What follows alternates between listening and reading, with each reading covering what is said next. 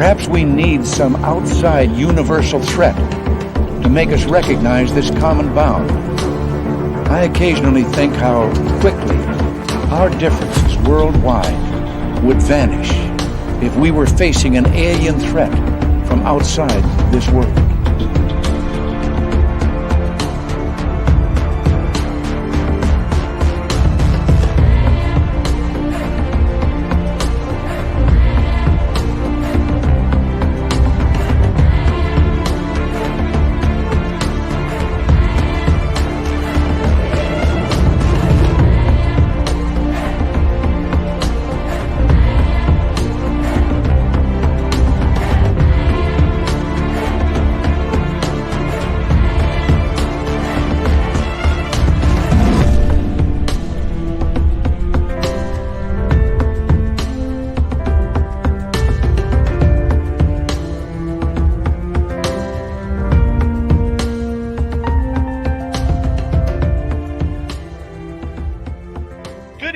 Welcome to a brand new week of Spaced Out Radio tonight. How y'all doing out there? It is the week before Christmas. Have you been naughty or nice to kick off this week? We'll find out. If Santa Claus comes to your house, and when we broadcast on Christmas Eve, Santa Claus may be here. Just saying. He may join us for the show. Sebastien Martin is our guest tonight. He's a beautiful friend of mine. I love this man dearly. And so honored to call him as a friend. We're going to be talking remote viewing, alien secret space program, and the cause and effects that surround it. It's going to be a great show tonight. I want to give, before I do the quick update here on the roll call, I want to give you a quick update on the show. Okay, we're going straight through here. All right, there is no breaks. We are going to be broadcasting on Christmas Eve. Lynn Wallington will be here both Saturday and Sunday. However, the after-hours show is taking the weekend off.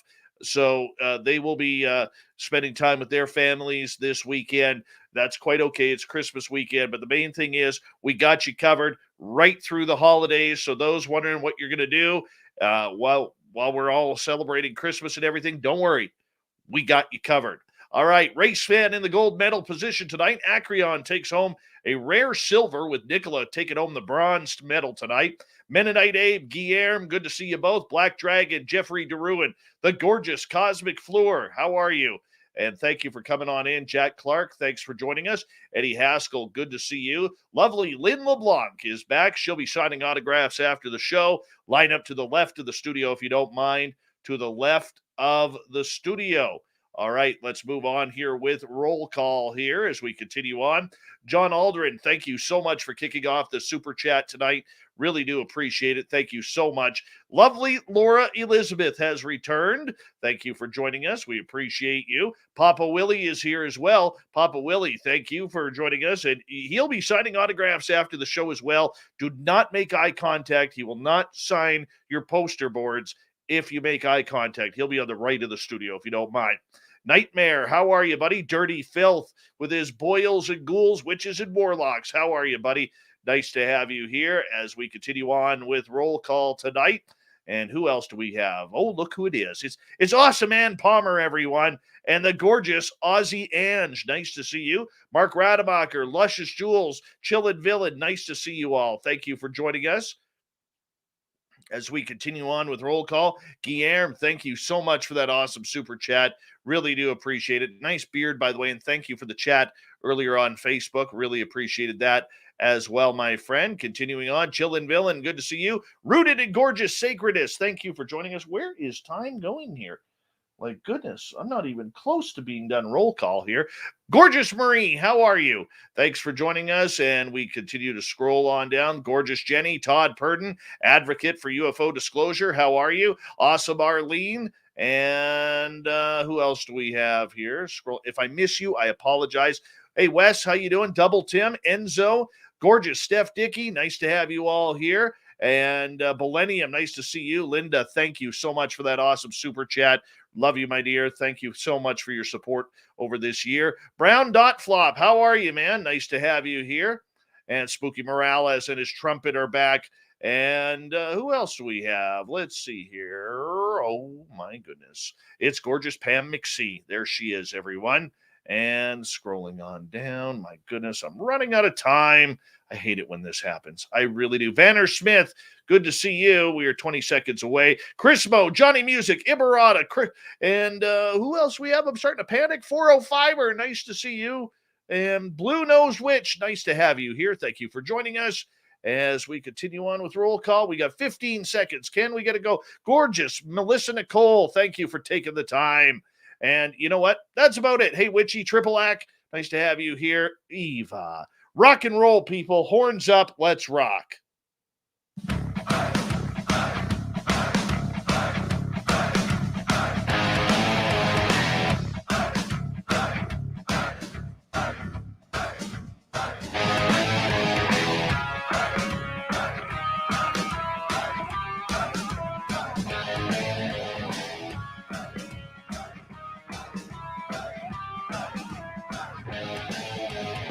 From the mountains of central British Columbia to you listening around the world, this, my friends, is Spaced Out Radio. I am your host, Dave Scott, sitting in the captain's chair of SOR headquarters. We welcome you to tonight's show on our terrestrial affiliates around North America, digitally on TalkStream Live, Revolution Radio, and KPNL. All of our archives are free. Go to youtube.com/Spaced Out Radio. Do old Davey the favor, hit that subscribe button. You can follow us on Twitter at Spaced Out Radio, Instagram at Spaced Out Radio Show, and now on TikTok at Spaced Out Radio. Our website is spacedoutradio.com. We have a plethora of features for you. Rock out, Bumblefoot, read Shirky Poo's Newswire. Check out our swag as well. Tonight's show is brought to you by Chive Charities. Help make the world 10% happier by visiting Chive Charities today. You can find them on our website. We got a great show for you tonight. Sebastien Martin is a Canadian entrepreneur who is also an experiencer of extraterrestrial contact. This phenomena eventually led Sebastien to leave the corporate world to find his own spiritual path, which has led him to meeting some very influential people revolved around remote viewing and the secret space program. How it all ties into what's going on today, this is what we are going to find out. My good man, Sebastien Martin. How you doing, my friend? Merry Christmas to you. Yeah, Merry Christmas to you, Dave, and thank you for having me on your show again. It's always a pleasure. And you know what? My whole goal this year, my friend, was to get over to Vancouver Island to actually spend some time with you, except during the summer we had the forest fires, got stuck up here. And then all of a sudden in the fall, we get all the flooding in the lower mainland of British Columbia, shuts down the highways again. Like 2022 has to be our year. And I'm sure it will be. I hope so. I hope so. Because you are a guy, and you know, as we get onto the show, you are a guy who literally can make things happen.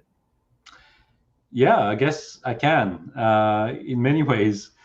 But, you know, I think what I found very interesting about this year is how transparent things seem to be happening more to me and to others. Like, I think everybody today is kind of speaking their own truth in many ways, a bit more direct about how they feel. For me, my experience was 10 years ago when I had my encounter with SOR in my living room, and coming from the business world, and to be, you know, honest about my experience and sharing it to my family and my close friends. I have lost friends because of my experiences. They could not relate to what I've experienced. They believed at the time that I was crazy.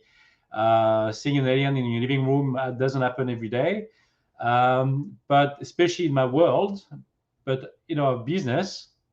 And I'm seeing a lot of parallels with what's happening today in our society and around the world, where people are now awakening to their own truth and being honest with themselves. You know, good or bad, it doesn't really matter at the end. It's just a matter of being honest with what's going to happen in the future. At the end of the day, we're aligning ourselves with our true path of enlightenment that I believe is also in line with what I've envisioned many years ago through remote viewing and through my own experiences with aliens. And that's to do with the future races that we know of today. Like, I'm talking about the Pleiadians and the Syrians and the Greys and all these different types of races that we know of today. And I also believe that those races are coming from Earth to begin with and will be existing down the line in the future. And since we don't live in a linear time, we're going to be seeing those beings coming back to Earth and witnessing where was the beginning of their races when they first started evolving to what they are today, or how they will be in the future. And I'm talking about maybe like 100,000 years from now. So this is a very interesting time, in my opinion, for living in this chaotic time where we are seeing a lot of insanity going on around the world and nonsense, to be honest. But at the same time, people are also awakening to their own selves. And that's super important to me, because it doesn't really matter at the end how, negative the situations will be with people. Like if they feel that they have to erase some of their friends or close friends because of their belief systems, that's okay. At the end of the day, what's happening is, if you are true to yourself and you can live with the close people that you have in your surroundings, then you're already becoming more honest, and you are shedding away the hypocrisy that has been going on for many centuries, basically, with people. And now it's becoming clearer to me that the people are moving towards a path that will be more true to how the future was supposed to be designed. And I think it's an interesting path to me, because 2 to 3 years ago, before COVID, I thought that I was not on the right timeline. I truly believe that there was something wrong with what we were experiencing at the time, because I knew about my experiences from 10 years ago, and I could not see how we could be as we are today, those races or those humans linked to these alien races in the future.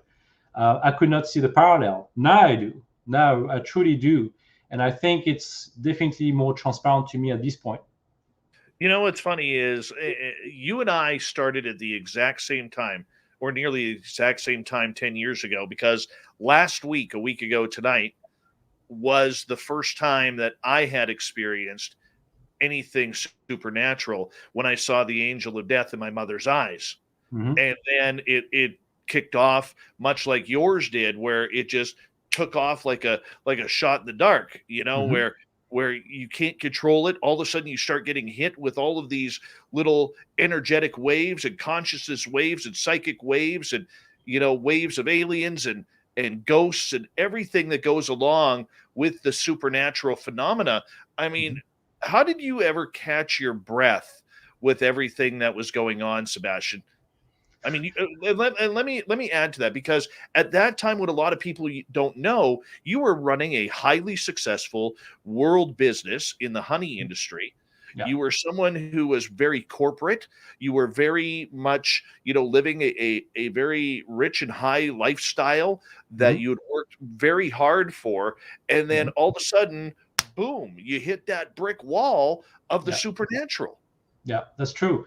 Well, like 10 years ago, I was not into the consciousness movement. I truly believe that, people who were speaking like the light language and were, channeling and all of these people, I really believe that they were, swimming with dolphins. They were not my type of people. I could not relate to any of these people. And I was just in the world of business.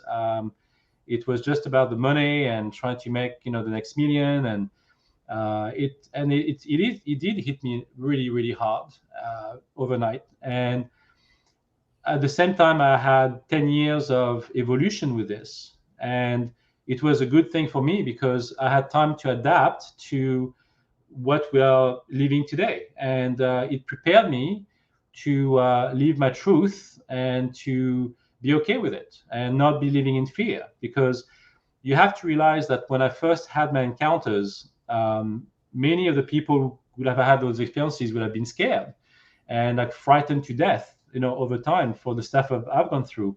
But instead of living in fear, I decided to embrace it and trying to understand it. So using my rational mind to make sense of something that was not as rational, but at the same time, I was trying to put the pieces together to understand if that was fitting with my energy or my life, and it did, to the point that it led me to have beautiful experiences around the world and meeting great people. And yeah, I mean, to me, it's been an excellent journey and a very timely, because if I had or I didn't have those experiences today, I would have been a very different man for sure. The money, the friendships, the family, the wedges that traveling down the path the phenomena takes us, and you're somebody who jumped right down the rabbit hole like I did. Would you change it? Would you go back to your old lifestyle No, knowing you didn't know? no, no, because I mean, through this experience, I have learned a great deal. I definitely feel more, open. I would have not have met the people like yourself in my path over the years, and I would have been a very different person. And I could have earned more money, maybe, I'm sure. But the fact is that at the same time, it happened when, at the time, my wife was becoming sick, or she was about to become sick. And when I saw the business in 2014, it was like 3 years after my encounters, and everything was almost designed to get there. And I was very surprised by the chronology of these events, because at the same time, um, I I basically, like I said to you, I suffered from losing friends over my experiences. I ended up to be divorced, like basically over this time, and but everything was good because my wife at the time spoke her truth based on how I experienced mine and shared it with others. So it was not all bad. I'm glad that she followed that truth, and we are still friends today. We have great kids together, and it's been a wonderful journey. Um, but I also believe it was meant to be. And so today I have no regrets. And no, I would not change my life or going back to where I was, because what I believe I was living at the time was more of a lie, because it was not true. It was just making the next dollar, and to what purpose? There was no real end goal. Money is not the end goal, and it won't make you happy forever. It's a means to an end. But the journey I've been on, and the stuff that I've discovered to do remote viewing, and embracing my visions, opening up my mind to the multiverse, and seeing beyond this reality has really transformed my life for the better. And I'm still learning. Like, it's never ending. So I don't have those regrets, and I still have a great deal to learn. I feel very humbled by what I've experienced. I definitely don't feel like I would like to relieve some of the experiences I had, but at the same time, I'm grateful for them. See, I'm different than you. I would go back to my old life in a heartbeat. My Really. happily, my happily boring life.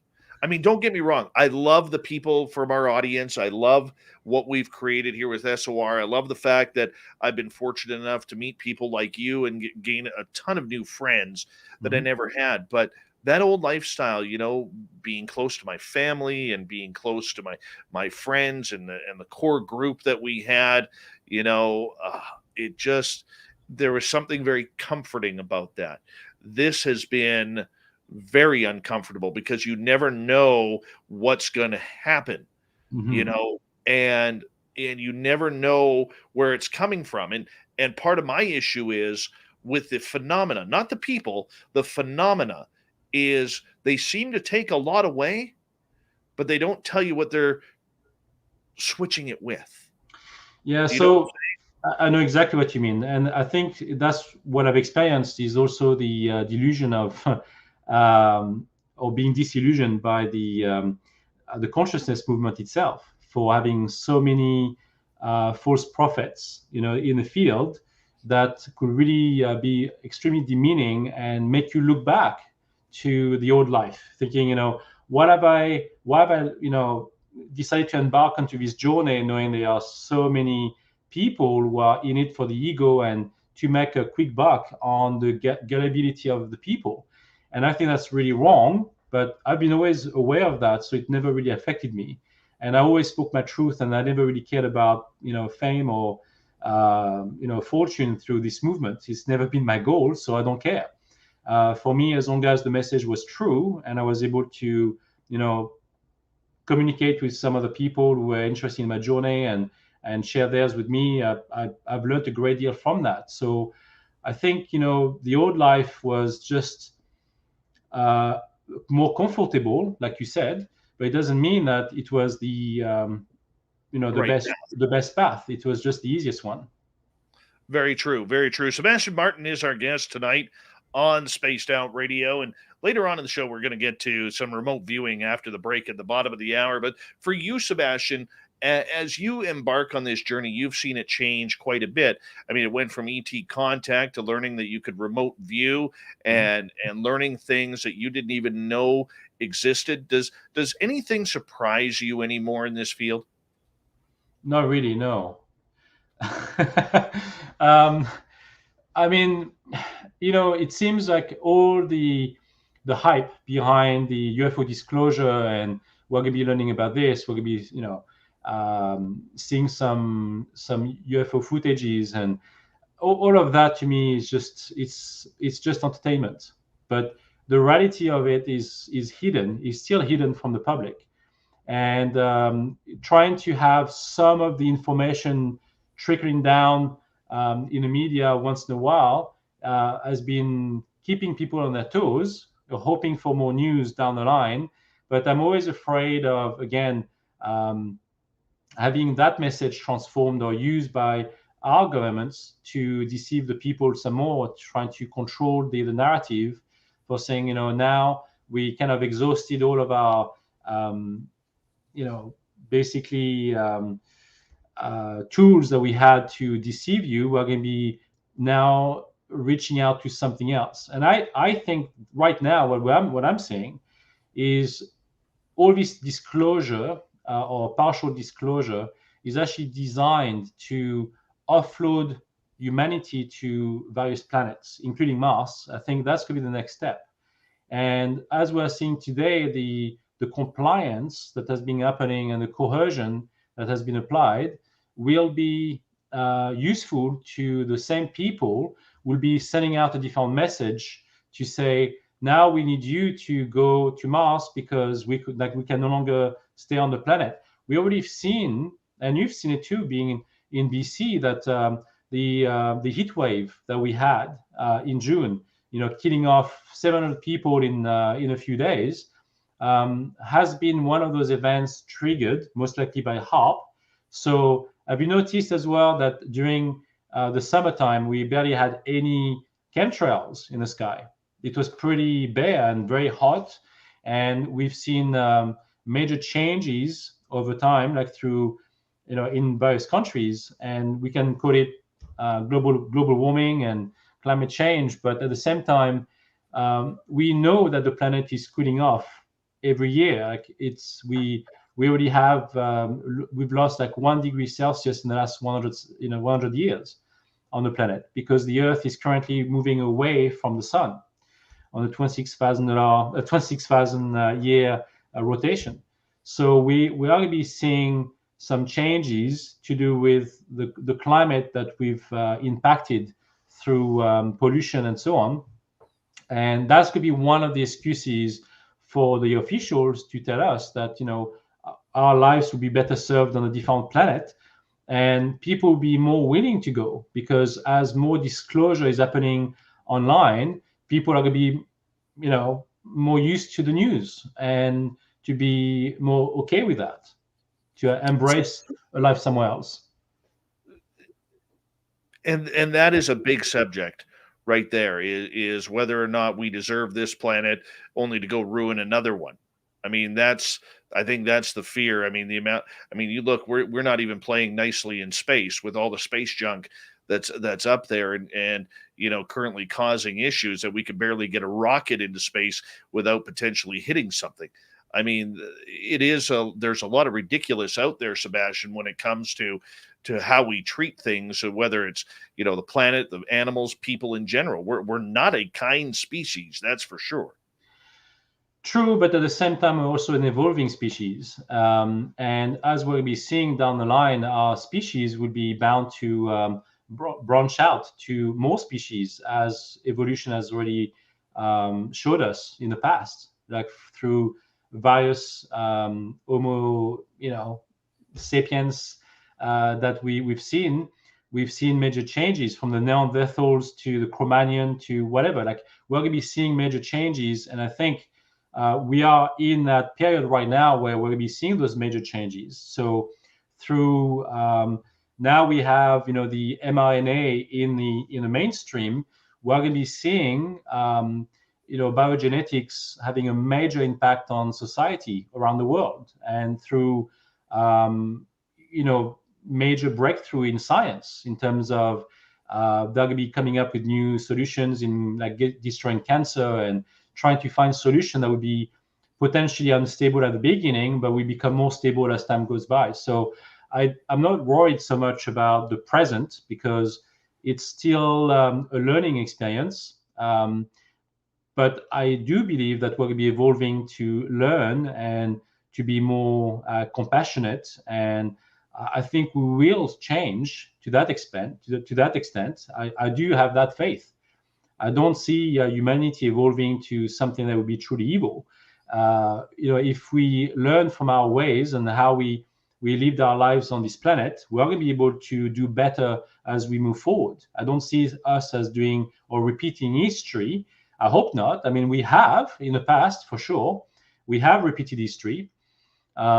If you look at the Ancient Aliens, series, you can see, based on what happened in ancient civilizations, that we have destroyed civilizations based on potential nuclear technology too, and we're repeating that again. It doesn't mean that the nuclear energy is going to be the end of us, in the future. Even if I think a lot of the Greys have shown that as a potential scenario to a few abductees. I think you're aware of that. But I don't see that as our fate. I really believe that we are going to be evolving to a greater species, or greater species in a plural tense, because we're going to be seeing a diversion in races, which is why I mentioned at the beginning that when you have Pleiadians and Sirians and Greys, they're not the same, but they evolved over time. And some people might say that I might be wrong in believing that they are coming from the human race to begin with, but they are obviously humanoids like us, and they definitely have some roots and origins somewhere. And all along, since the beginning, I always believed, and so with my own consciousness, that those races were coming from humanity to begin with. Well, I'm going to get you to hold on right there, because we are going to take a break here at the bottom of the hour. Sebastien Martin is our guest tonight. Remote viewing, SSP, aliens, consciousness, contact. Where are we going? Where are we heading? I'm going to ask Sebastien some really weird, pointed questions, because if anybody might know the answers to this and some of the stuff that I have been talking with guys behind the scenes about lately, I want to know from him. Sebastien Martin, great friend of Spaced Out Radio. We return on the mighty SOR right after this.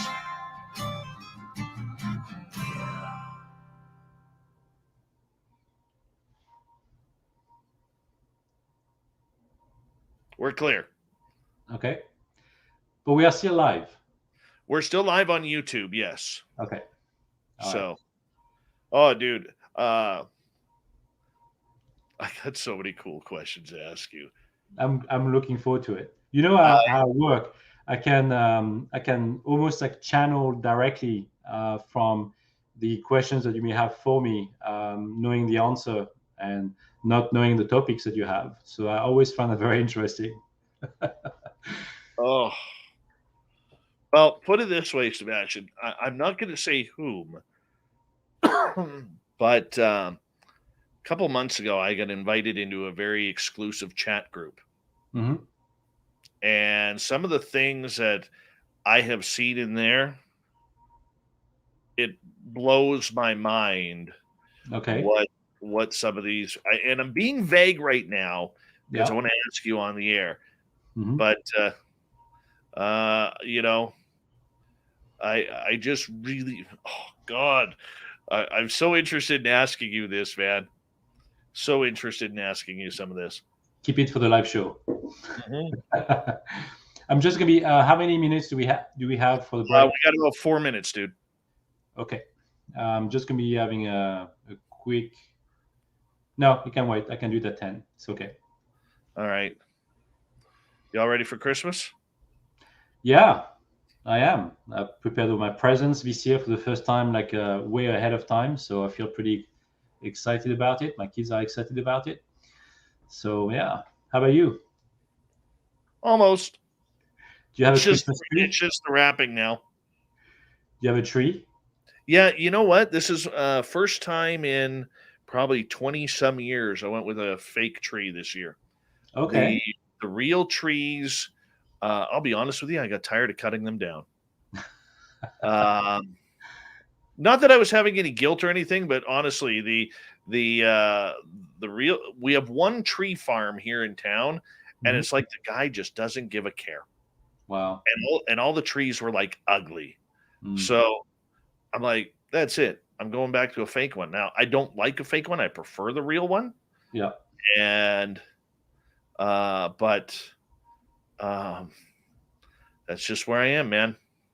That's okay. Well, I went to pick up, like for the last couple of years, I've been cutting my own trees on my property. Mhm. And this year I've been out to a farm, and I made it an event for my kids, so they enjoyed that. And it Good. was it was a nice dog on site with a trolley, and he was grabbing the tree on the trolley, and it was interesting. So that was a Yeah. good experience. So I mean over the weekend we had like a foot of snowfall Wow. and James Smith, how are you? And so I spent my weekend snow blowing, Yeah.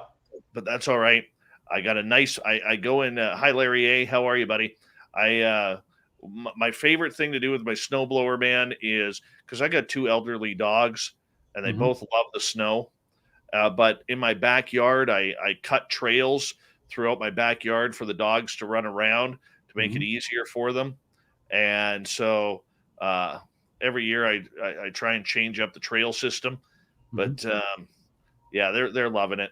They're loving it. So, but it's supposed to get real cold down to almost minus 30 this weekend. Ooh. So that's going to really suck.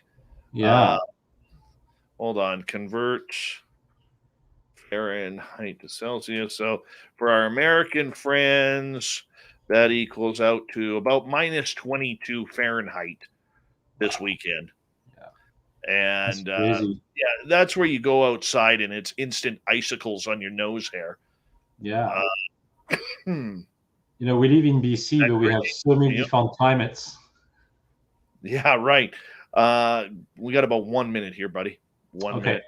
Sounds good. So I look forward to it. The only thing that sucks is I have a Christmas Day tradition where we usually will go out on the lake around Yeah. here and go play some hockey. Mhm. My son and I, but I mean, if it's that cold, I'm Mm. not doing that. No way, It's man. not enjoyable. Yeah. No, it hurts. You only got about like 20 minutes that you can take. Hmm. Uh, 1 second here, my friend. I want to say a big thank you to John, Guillermo, Linda, Wreaking Havoc, Dry Toast, Anthony, and Arden Paranormal for the amazing super chats. It's a wonderful way to support what we do on this show on a nightly basis. So thank you so much for your love and support. Thank you to everybody who has bought swag recently from our store at spacedoutradio.com. Be sure to send me those pictures. I want to put them up on the website. All the veterans who are listening in, much love. You always have a safe home here in our chat room. And we're going to get going with the second half hour right now. Hi, Tammy.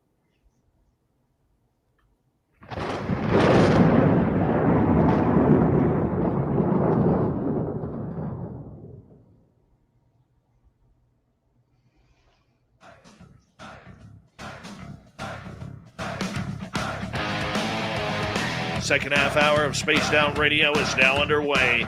My name is Dave Scott. Thank you so much for taking the time to join us. We really do appreciate it. I want to remind you that if you've missed portions of this show or others, check out our free archives by going to youtube.com/Spaced Out Radio. Do me the favor, hit that subscribe button. Our website is spacedoutradio.com. We have a plethora of features for you.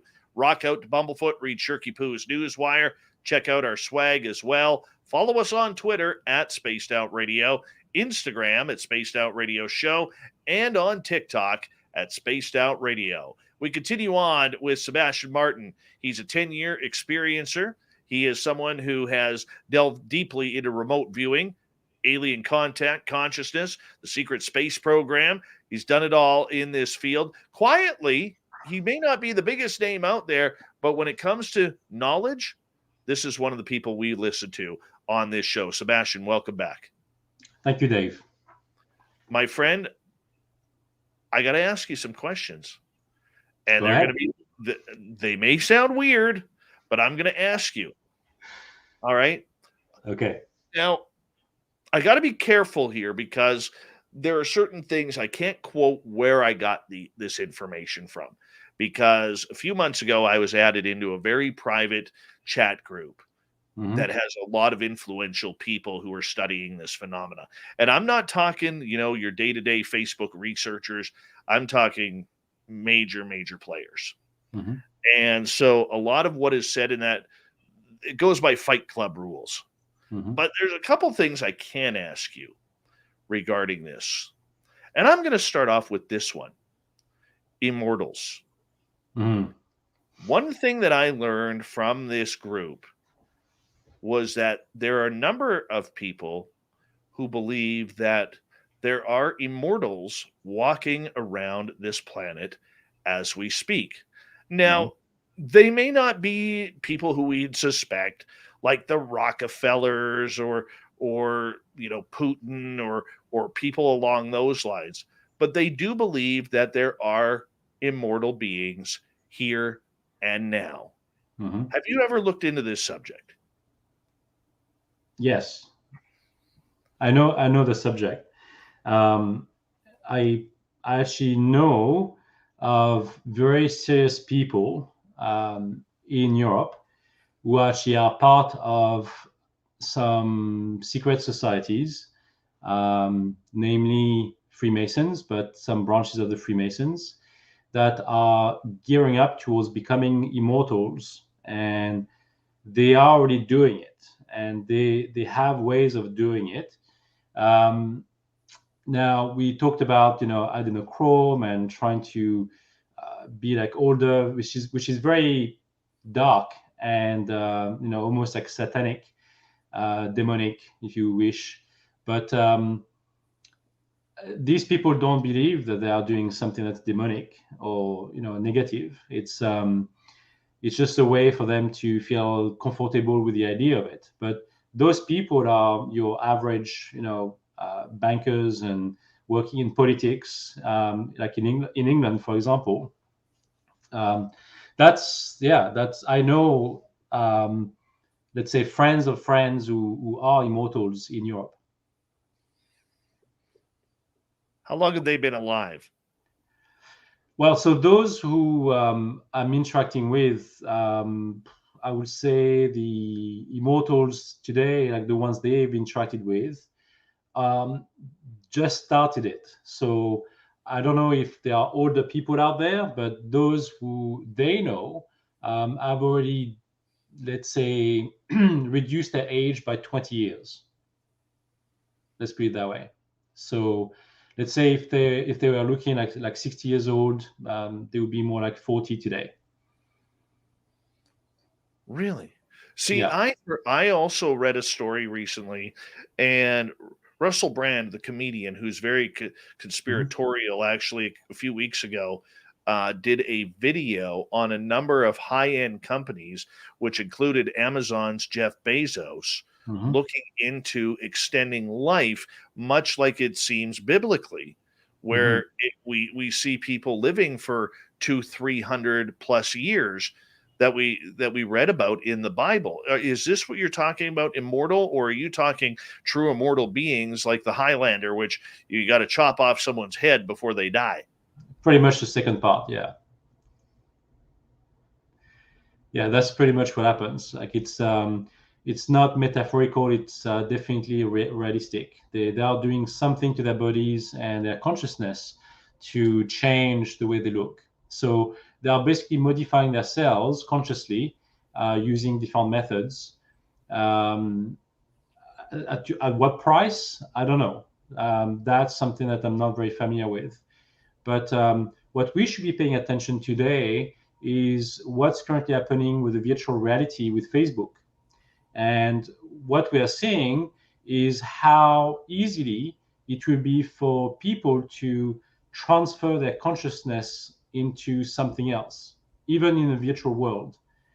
So, like when you die, you potentially have the potential of uploading your brain power and your memory to the multiverse and through the virtual reality system. So, and I think Facebook has banked on that, and to also distract us from our current reality, we're going to be seeing a major resurgence of those, I would say, the situations where people want to escape their day to day to go into this false reality that will become a major part of our future, timeline. Well, let me ask you this then. Is virtual reality, whether it's through Facebook and Metaverse or whatever Mhm. they're calling it these days, Right. is that the new form of MK Ultra? I guess it helps. Um, I don't know if it's the new form of MK Ultra, but controlling people through these means and those programs are definitely way more easily accessible to the mass market for sure. Um, Triggering people, and I mentioned that earlier, triggering people to make them obey some more into believing that it's okay to go and live off planet, to make it more comfortable to them. These are part of the programs we're talking about here.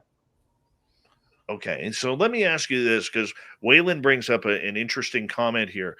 I'm Mhm. trying to extend mine. I could tell you now it's not money that buys it. I have money, and that's not what it takes. You have to be chosen, I was told. To be chosen to become an immortal. Yeah, or extending life. Yeah, I mean, obviously, those people, like I said before, you have to expand your consciousness, and to be chosen. I don't know. I mean, those people in politics who already have those positions and power have already been chosen to be part of those groups. So it's easier for those people to be selected to be part of those immortals than the random Joe guy who basically work at the garage, the local garage. So you have to be realistic about the situation too. Um, Being offering this opportunity to anybody doesn't make any sense. All right, so moving on from immortals to skinwalkers. Okay. So one of the other questions that I have been told is that there are actual skinwalkers walking this planet as humans like you and I during the day, but can transform into and shapeshift into anything and everything that they want. Mhm. I'm curious what you think. Well, we already have this example of the Skinwalker Ranch. So obviously, it But doesn't this mean is that outside of that, though. I know, but I'm just saying, like, that's what I was getting at. It's that those beings are not close to this area on the planet. So there are more of these people around the planet too. But to say that they are living within our society, I don't know. I'm not sure about that. I don't know if creatures like that will become. Are you talking about like shapeshifters? Yes. Yeah, I mean, shapeshifters have different names. You can call them Dracos, you can call them reptilians. Like in different cultures, with the Hopi Indians, they already were aware of reptilians being part of their culture. So it's not new to know that we have shapeshifters around us. Like we shapeshift ourselves too, because as soon as we reach our higher selves and as we transform, when we talk and we are speaking like a higher truth, we can shapeshift. Like we can basically literally look either younger, or we can have a different expression that no longer is aligned with how we look today, like now. So I had many of these experiences with people, and it doesn't mean that they are, skinwalkers. It's just like it happens. Like people do have this ability. We all do. Okay, so let's switch to another question then. Okay. Regarding aliens, there are a number of people who believe that there are aliens already among us. I know Mm-hmm. you're one of them.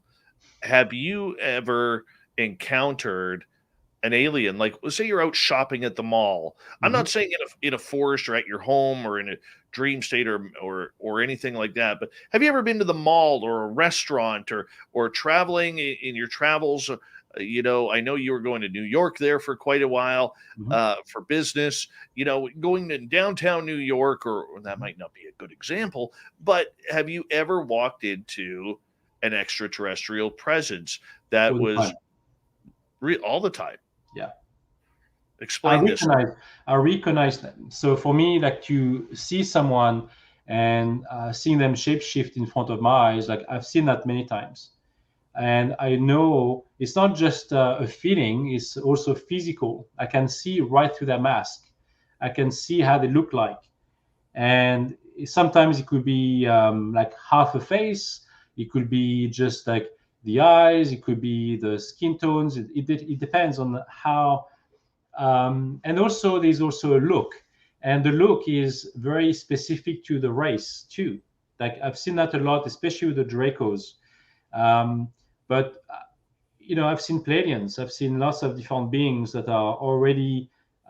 So let me backtrack. So when you see people shapeshift uh, in this reality, it doesn't mean that they are Draco or they are Pleiadians. What I'm saying is they are linked to like their higher self. Let's say I know where I come from with my experiences. I know I'm attached to that soul energy, to that being, and I'm just an extension of that being on the planet, like an avatar having this experience. Those people that I'm seeing are kind of the same. Like I know that they could be connected to like a Draco or a Pleiadian or whatever it is, because I can see that and I can see the connection. But there are also some true Draco reptilian beings and aliens who are here among us who can shapeshift, and they are not humans. They are definitely not humans, and they know who they are. So yes, that does happen too. It takes two, I guess. Okay, so how can you recognize an alien? Like if I'm walking with you, what are Yeah. you going to tell me about a person?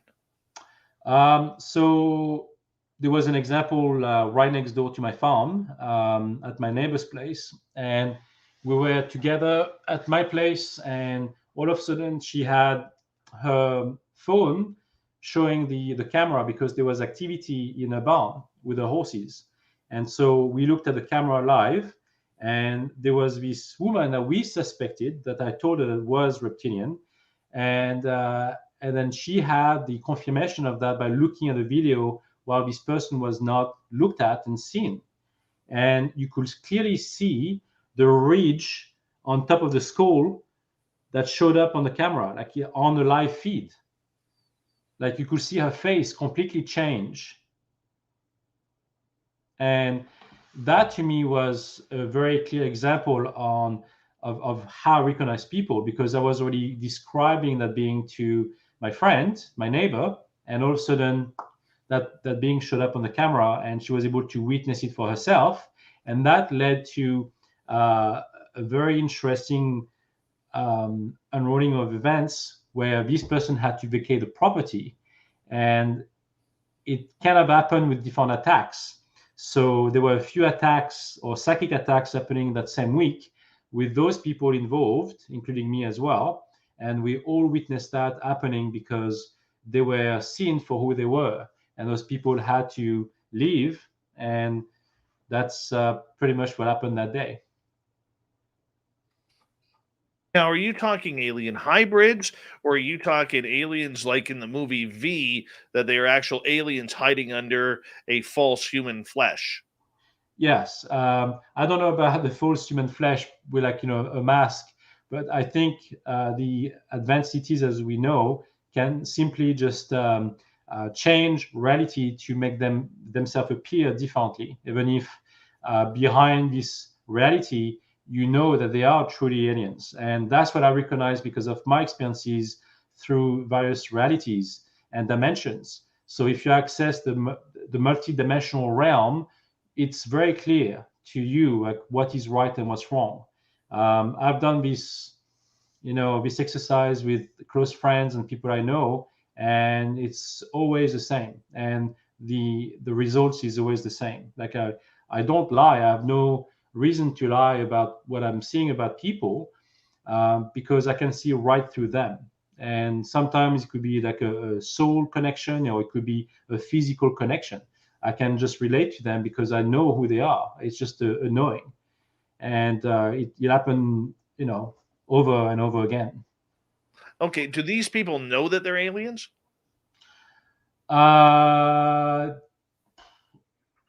Those who basically have like a false mask and they are basically hiding their faces, like through this dimension. Yes, they definitely know who they are. Those who have this connection, like I said before, those connections with those races, because they are simply like a soul extension to these races. Those ones are not necessarily aware of who they are, but they have an inkling. They somehow, feel the profile based on what they do and the kind of dreams they have and the people they interact with and all these kind of things. And then as time goes by, they become more aware of their own truth and who they are and that kind of connection. And all right, there are some who don't know. All right, let's move on here. Mm-hmm. As we continue on with Sebastien Martin tonight on Spaced Out Radio.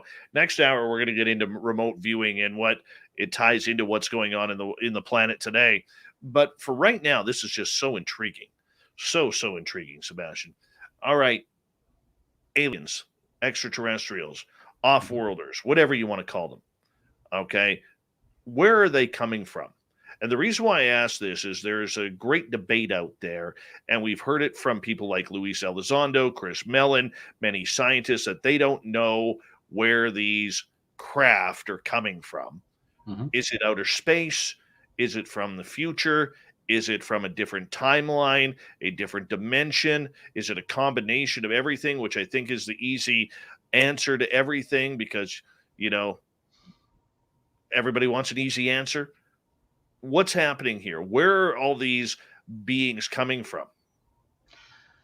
Well, so there are beings and there are crafts, and some of the crafts that we've seen, through the Pentagon files and so on, I do believe that those crafts were not aliens, that they were from secret programs that were on Earth, that those technologies were using alien technologies that have been around for decades, but I do not believe that those crafts were manned. I don't think there was anybody on board. The majority of the multidimensional crafts that we've seen online and so on, like we've seen some of these beings on board, and that can go from Greys to Pleiadians to Syrians to you name it. But the majority of the craft that we see today are not manned, like especially the smaller ones, because they are probes that are sent on to Earth to monitor us and to check back on many things.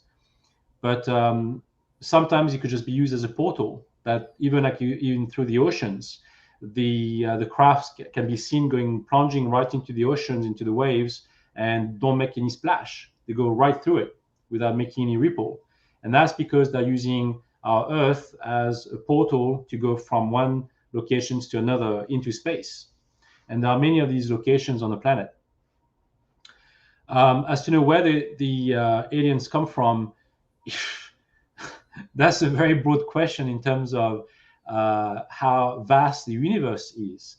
And knowing that those beings could be coming from our future, our distant future, the Pleiadians, like we know, could not exist today because the Pleiades star systems cannot harbor life as we know it today, but it will in the next 70 to 100,000 years. So, and based on my experience, I can relate to that because I know that the experiences I had were not from the past. It was or not from the present. It's not linear. It could happen at any given moment. So whatever reality we've created for ourselves on this planet is the reality we're experiencing.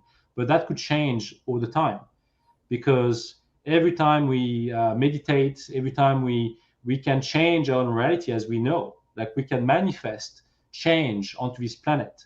So if we make it happen with the masses, reality tomorrow could be very different from what it was yesterday. As simple as that. Very different. If we just put an effort to believe that this reality can change. And the aliens are not so different from us in that sense. Like they understand that, they know how to manipulate time and space. So for them, it's easy to travel through portals and wormholes and to come to Earth, as an example, along with many other planets in the universe. So it's infinite, the amount of alien races out there. I can't even put a number to it. It's so vast. I do believe that the universe is streaming with life, and the amount of races that we've documented on the planet is just a fraction of what's out there. And there are some that we can't even put a name or even picture because they are so multidimensional that they don't look like bipeds in like humanoids like we are. They could be looking like it could just be energy. It could be something that doesn't even look human. It could just be like a centipede, something that could be very small. It doesn't have to be huge or our size to be alien. And that could also have intelligence, right? So it's just limitless to me as to know what's out there. And I agree with you on that. I think that the universe is rife with all sorts of life and societies or whatever you want to call that. Mm-hmm. All right. The question is, how do we know what's getting here and what is going on? We got about a minute here, my friend. I don't know if we know what's getting in here because we're always surprised. Like I've seen things like with my own eyes that I didn't even know that existed, in the past. I can't even put my rational mind to it. Seeing a being with black eyes, white face, no mouth, no ears, with like skeleton hands and no feet. I don't know what that is, but it was very real to me and it was right in front of my eyes. So I'm not quite sure if we can put a name to every race that came to Earth because we simply don't know. We can only relate to the ones we witnessed and documented, and that's it. Well, you know what? One of the questions I forgot to ask you this half hour, and I will in the next, is time travel. Mm-hmm. Because I do believe time travel is going on. Mm-hmm. I want to believe it. I need to believe it. Whether it is or not, I have no idea. Mm-hmm. But I got to hit you up on this. Okay. Thank you for the reminder, Divine Diamond, in the chat room. Sebastien Martin is our guest tonight. Coming up, we're going to get into some time travel, remote viewing, aliens, you name it. How does it all tie to what's going on in the world today? We will find out here as we got another 90 minutes with Sebastien on Spaced Out Radio. Okay. I'm just going to be checking up on my keys and I come back. You go. My voice got stuck there. Weird. Boy, that's a nice chair. Look at that chair he has. It's a nice chair. Isn't that nice? Hold on, I gotta remove that. Wonder if that's a chair behind his chair, or if that's like a extra headrest right there. That's high quality wood for a bookshelf too.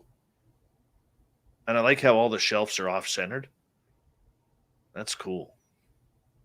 Gorgeous Kim Jellin, how you doing?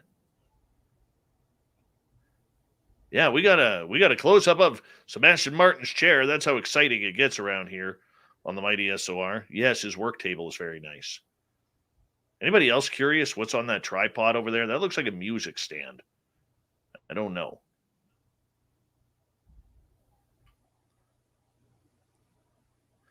Gorgeous Donna C., what's happening? Jonathan Bo Horvat.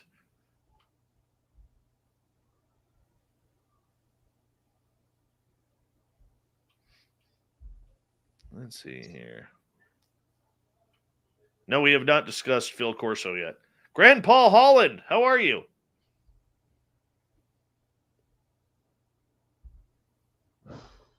That could be a telescope. Let's get a close up here. It does look like maybe there's two stands there, maybe like a camera tripod and a music stand. That one definitely looks like a music stand. Or maybe there are two. I don't know.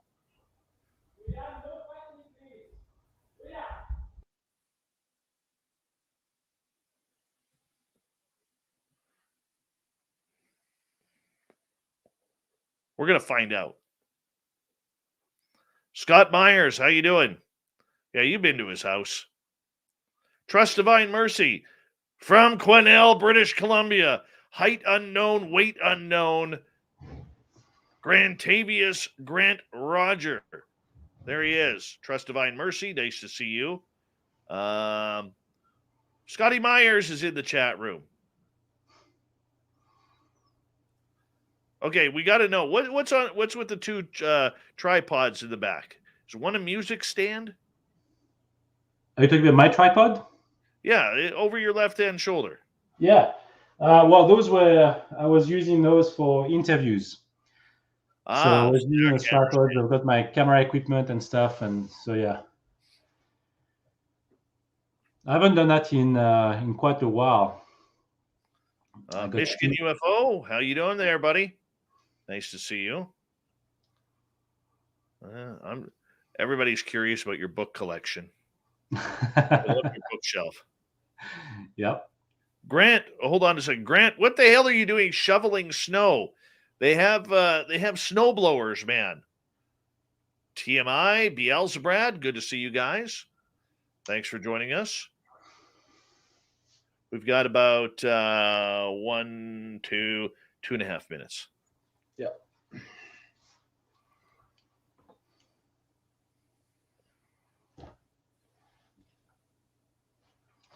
Is that an owl on the top shelf? No, that's a face. Yeah, it's Plato. Oh, that's Plato. Okay. And what's in the urn above you? One of your children's pictures. There's a little urn there. You mean like the brown box? That was no. If you go up 3 shelves and then to your left or your right. Yeah. Yeah, that was a cigar box. Oh, okay. Steam Train Mark in Australia. Thank you for letting me know I'm alive tomorrow. I really appreciate that. Thank you. Apparently, according to gorgeous Pam McSee, I'm nosy tonight. Where's the cigar box? Where's the humidor? That's the cigar box right there. Oh yeah. I don't use that anymore. You're not smoking cigars anymore? Yeah, I do, but I don't use that box now. I've got like the big, I want to see the shelves. I want to see your humidor room. You probably have a humidor room, don't you? I do, yes. Yes, I figured that. Mr. Lurks a lot. Nice to see you. I want to come over to your house and just see the humidor. Mm-hmm. Mary Eck, nice to see you. We got just over a minute here. Yes. Enzo, Sebastian has a walk-in humidor. That does not surprise me. The gorgeous Simply Coco. Please tell us what you're drinking for tonight's show. What is your drink of choice? My drinking choice right now, I'm drinking water. Yeah, me too. But she's usually on a sangria or something along those lines. Sometimes wine. James Horn, nice to have you here. I want to say a big thank you to Arden, Anthony, Dry Toast, Wreaking Havoc, Linda, Guillermo, and John for the amazing super chats. It's a wonderful way to support what we do on this show on a nightly basis. So thank you so much to all our super chatters. Big thank you to all the veterans who are tuning us in. You always have a safe home here in our chat rooms. All our regulars, you make it so much fun each and every night. So thank you so much. And don't forget, well, there it is. It is sangria tonight. Excuse me. And don't forget, do a little shopping at our Spaced Out Radio store on our website. Here we go.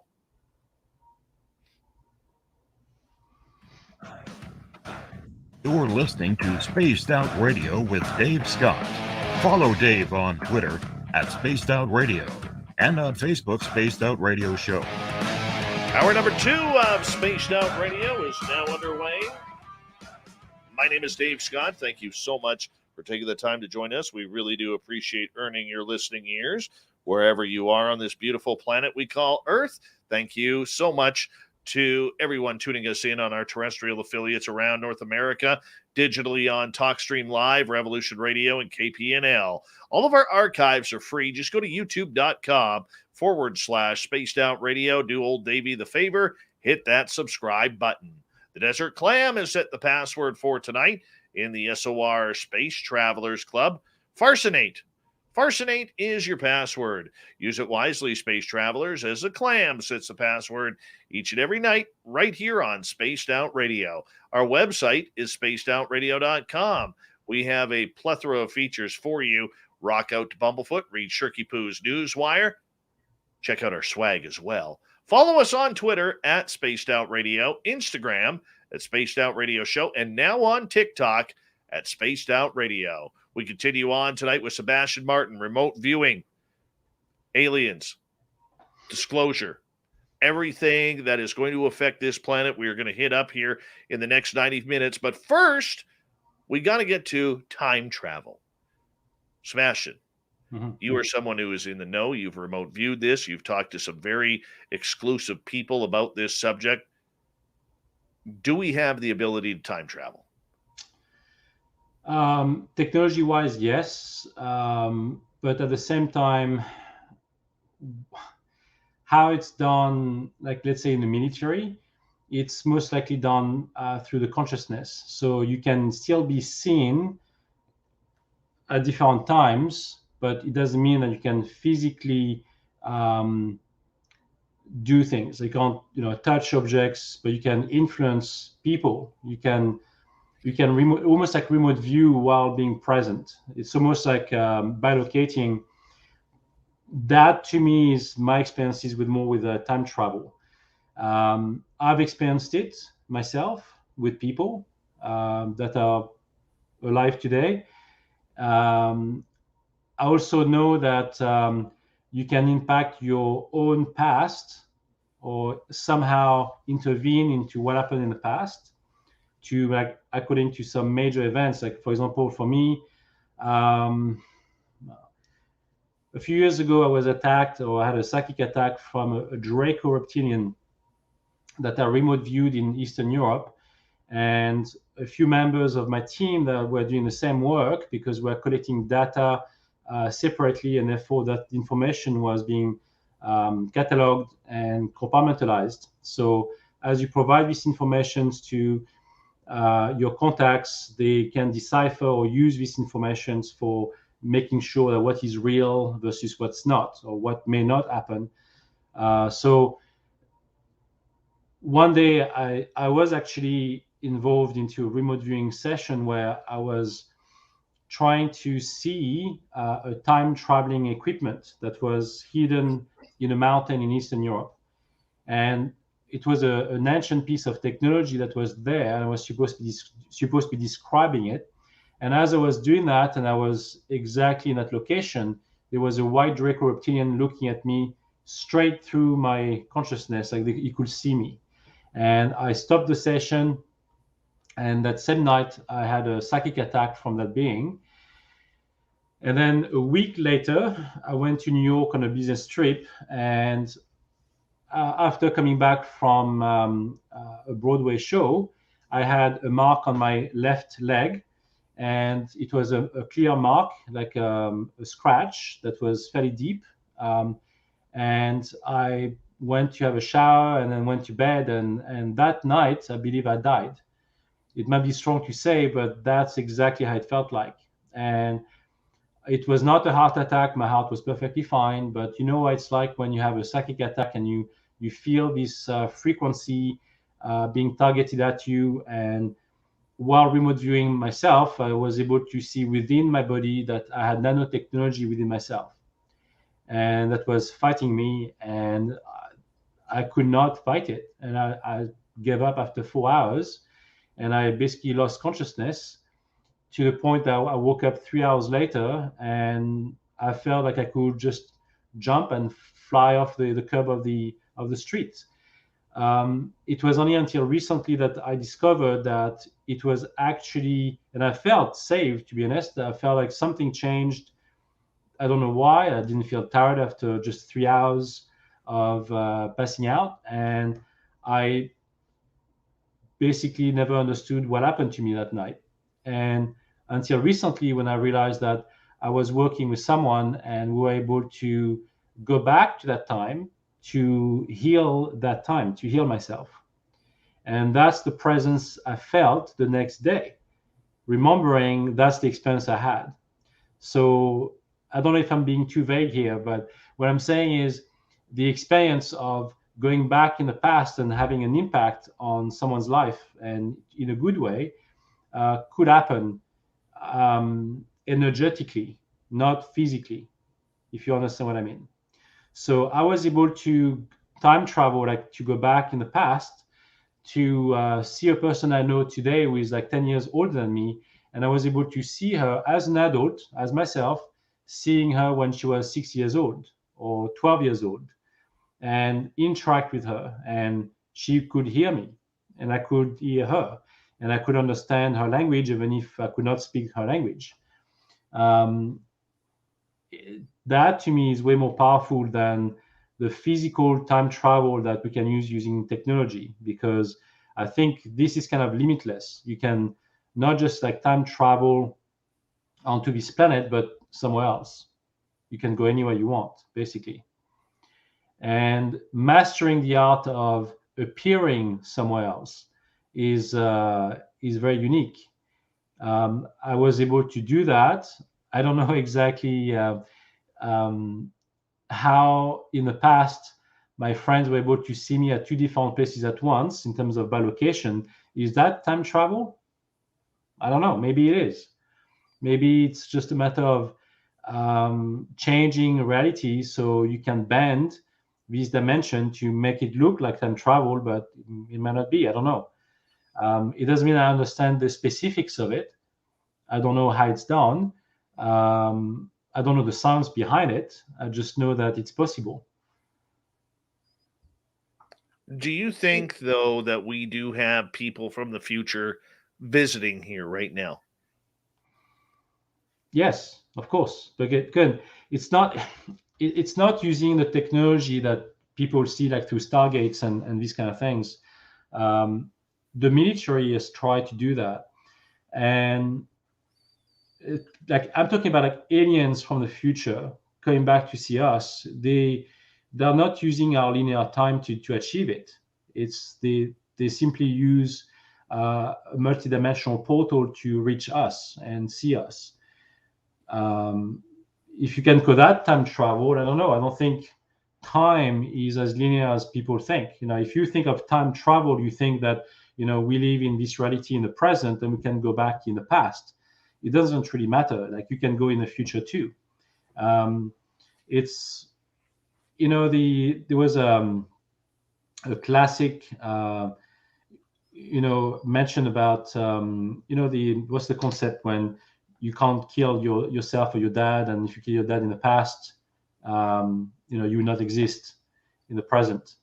That was the major debate, and I think recently there was a scientist in England, I think, who discovered that this could not happen. This could not be possible. Like, you could not kill your own father and come back into this reality of this present time, because the laws of physics would not allow us to achieve that. Because what he realized is, we actually see, even if that's true, let's say you go back in the past and you kill your father, when you come back in this present, it will most likely not be the same present, because the subtlety of reality are changing all the time.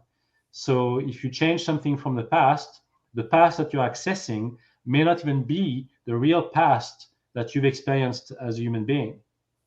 It could just be like a variation of your past, because it's limitless.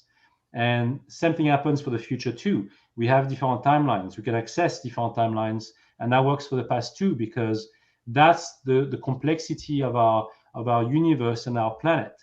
It's not linear. We don't have a simple past and a simple present and a simple future. It changes all the time. And even with our thought process, we can change things. We can modify things. So it's just, to me, if you wish to just time travel to go from one point to another in time and space, I do not believe this truly happened with technology. Do you understand what I mean? I don't believe that's true, because there's always been variations or changes that made it very complicated and unreliable. We've seen that through the looking glass, technology, where you could see glimpses of the future through the looking glass technology, and that showed it proved to be unpredictable, because what happens in the future may be very different from what we truly would happen. Okay, so I understand what you're saying on a very ethereal level, that any of us could time travel. Mm-hmm. But do we actually have the machine and the technology available to say, send a person like you or me back to 1985 to see where Doc is making the DeLorean? Mm-hmm. Yeah, that could happen. But again, this past will not be the same past as we would have had experienced in this lifetime. It will be a variant timeline. It will not be the same timeline as we would have experienced today. It would just be a different one.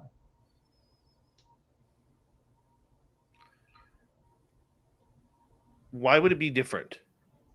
Because we can't control the past. Like, if you try to go to a specific time, you could access it, but it doesn't mean that it will be the same reality that you're experiencing on this timeline, because it changes all the time. How can time in the past change if we've already lived it? Because it's a different timeline. It's not linear. Or so we think. That's what quantum physicists talk about. Like, they know of it. It's just not linear, and it is theory, but there are also some physical experiments that have been conducted to show that you can show two objects at the same time in a room using quantum computers and technology, to see that if you can time travel and go back in a specific past. I think that may be possible, but you won't be then going back to your current timeline as it is today on this show, being aware of that, because things will have changed. You will never be able to reconcile. Way too heavy, man. You will never be able to reconcile the past with the present in a variance of timelines that we could experience, because it's limitless, and everybody could have a different experience as well. So it's really subjective. It's not collective. Okay, I think I'm getting it. I Okay. think I understand.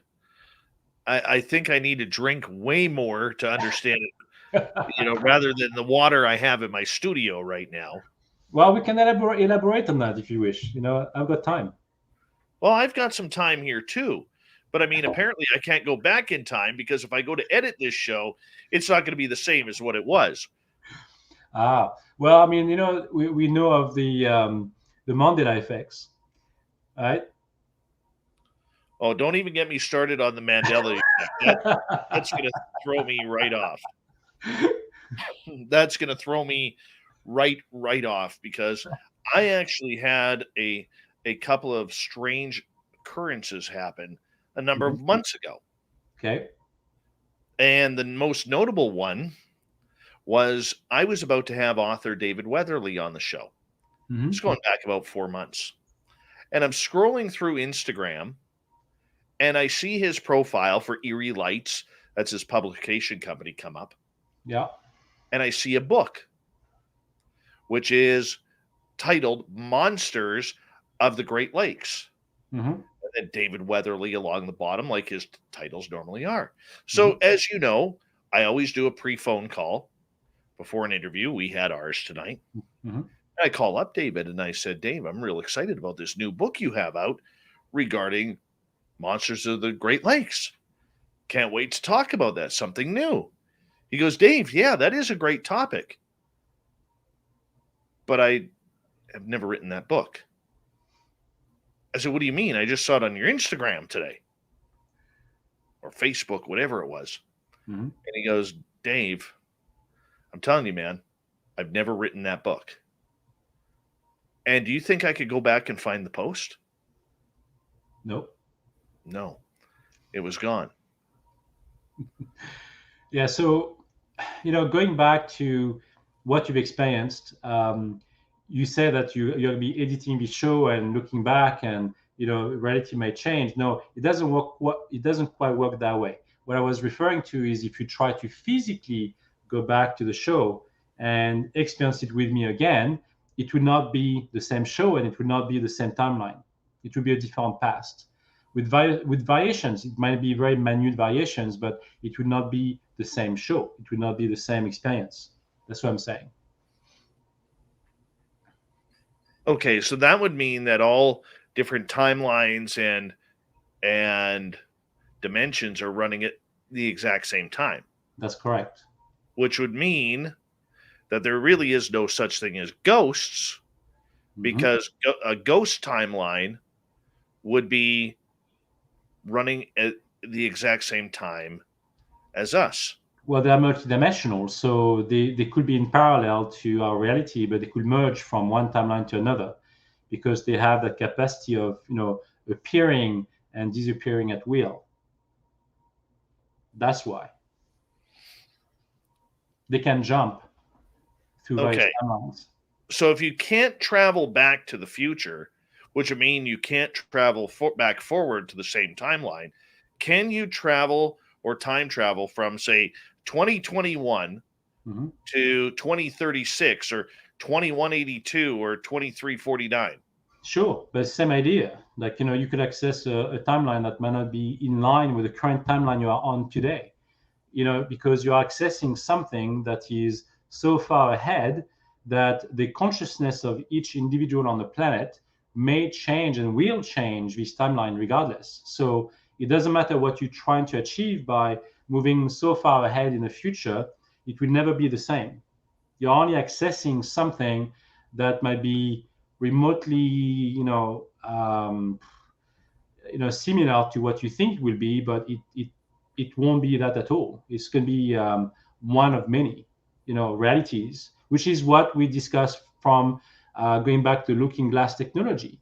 That's what those people in government realized, is that you can't rely on the future that much because it's ever changing.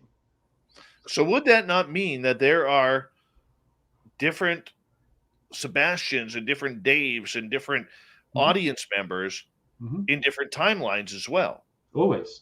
Yeah. That's correct. So if we experience then death in another timeline, how does it affect us? You have to look at yourself. You have to look at yourself as energy, not just as a physical entity on this planet. The reason being, we can transmute this energy and diffuse it because we're all energy and we're all frequency. We can have multiple experiences at the same time without realizing it, because we are basically very powerful and we are eternal, and we can access all these different realities at once. It doesn't mean that we're necessarily aware of them, because you lose your mind. Like, you'll not be able to function if you were aware of every single potential reality that's out there. It's impossible. Your brain could not comprehend it, but it does exist. It does happen. And sometimes the bifurcation in timelines is so minute that you don't realize it. But it can happen at any given moment during the day. It doesn't have to be. It's ever changing. My head hurts. Eric with a K wants to know, what about the power of now? Okay, I don't know. What's the power of now? The power of now is what we're capable of achieving with what we have, and that's just being conscious and being present, and that's the true power. The true power is to be within ourselves and to be able to be conscious of all of these different dimensions and timelines, and that's how we can become more psychic. That's how we can become more powerful and more spiritual and more positive, living without fear. That is the power of now, by being conscious and by being present. Living too far ahead causes us to be anxious because we just worry too much about what's going to happen in the future. Looking back in the past might make us more depressed. If we are more present and we are embracing what's currently happening, we don't have those worries because we are living in this reality. We can be more present. We can breathe better. We can just transmute all these bad energies that happen on a daily basis. And we can actually change our environment, and we can change not just ourselves, but others, and impact matter. We can basically transmute all of this negativity that's currently happening today and make our world a better place for it, simply by thinking about it. You're killing my brain right now. Killing my brain. This is why I need to come to Vancouver Island and spend about a week with you, my friend. Okay. Definitely. 90 seconds to go before we go to break here. Sebastien Martin is our guest tonight. How long have you been remote viewing? 5 years. It's a small amount of time. We're going to get more into that in the break or after the break. Yeah. I've been doing remote viewing for that long consciously, but when you think about all the psychic abilities that I had since I was a child, I probably remote viewed without knowing what it was. I just did it, and I just couldn't put a name to it. Well, remote viewing is an interesting talent, because for me, I don't really see the difference between astral travel and remote viewing. I really don't. Well, astral travel can bring you to different realms that could be very, very unrealistic with this dimension. It doesn't have to be this world. It could be somewhere else. You could remote view a different planet, but I could also remote view the past. I could also remote view a different location for different people. And the remote viewing is much broader. We can discuss that in last part. We'll come back to that on Spaced Out Radio as we shift gears once again. What can we remote view? The future, the past, the present. What mom's making for Christmas dinner? We'll find out on Spaced Out Radio right after this.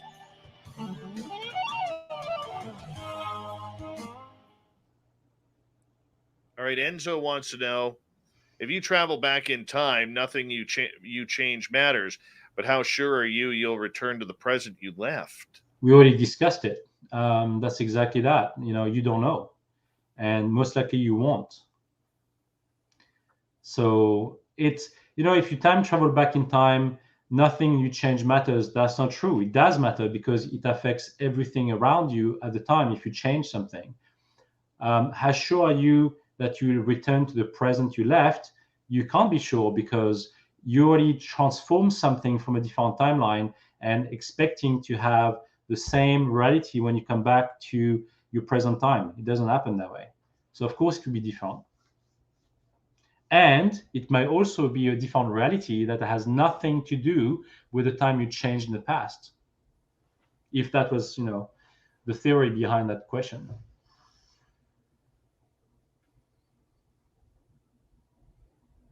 Dude, you're killing my brain today. I'm sorry.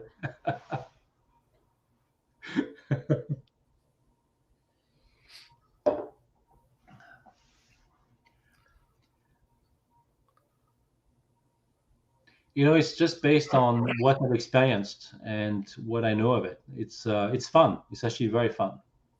Eric with a K, we are his third favorite show. We're number 3. Wow. He is asking, is there any verifiable evidence that Sebastien can cite that would prove his beliefs or experiences?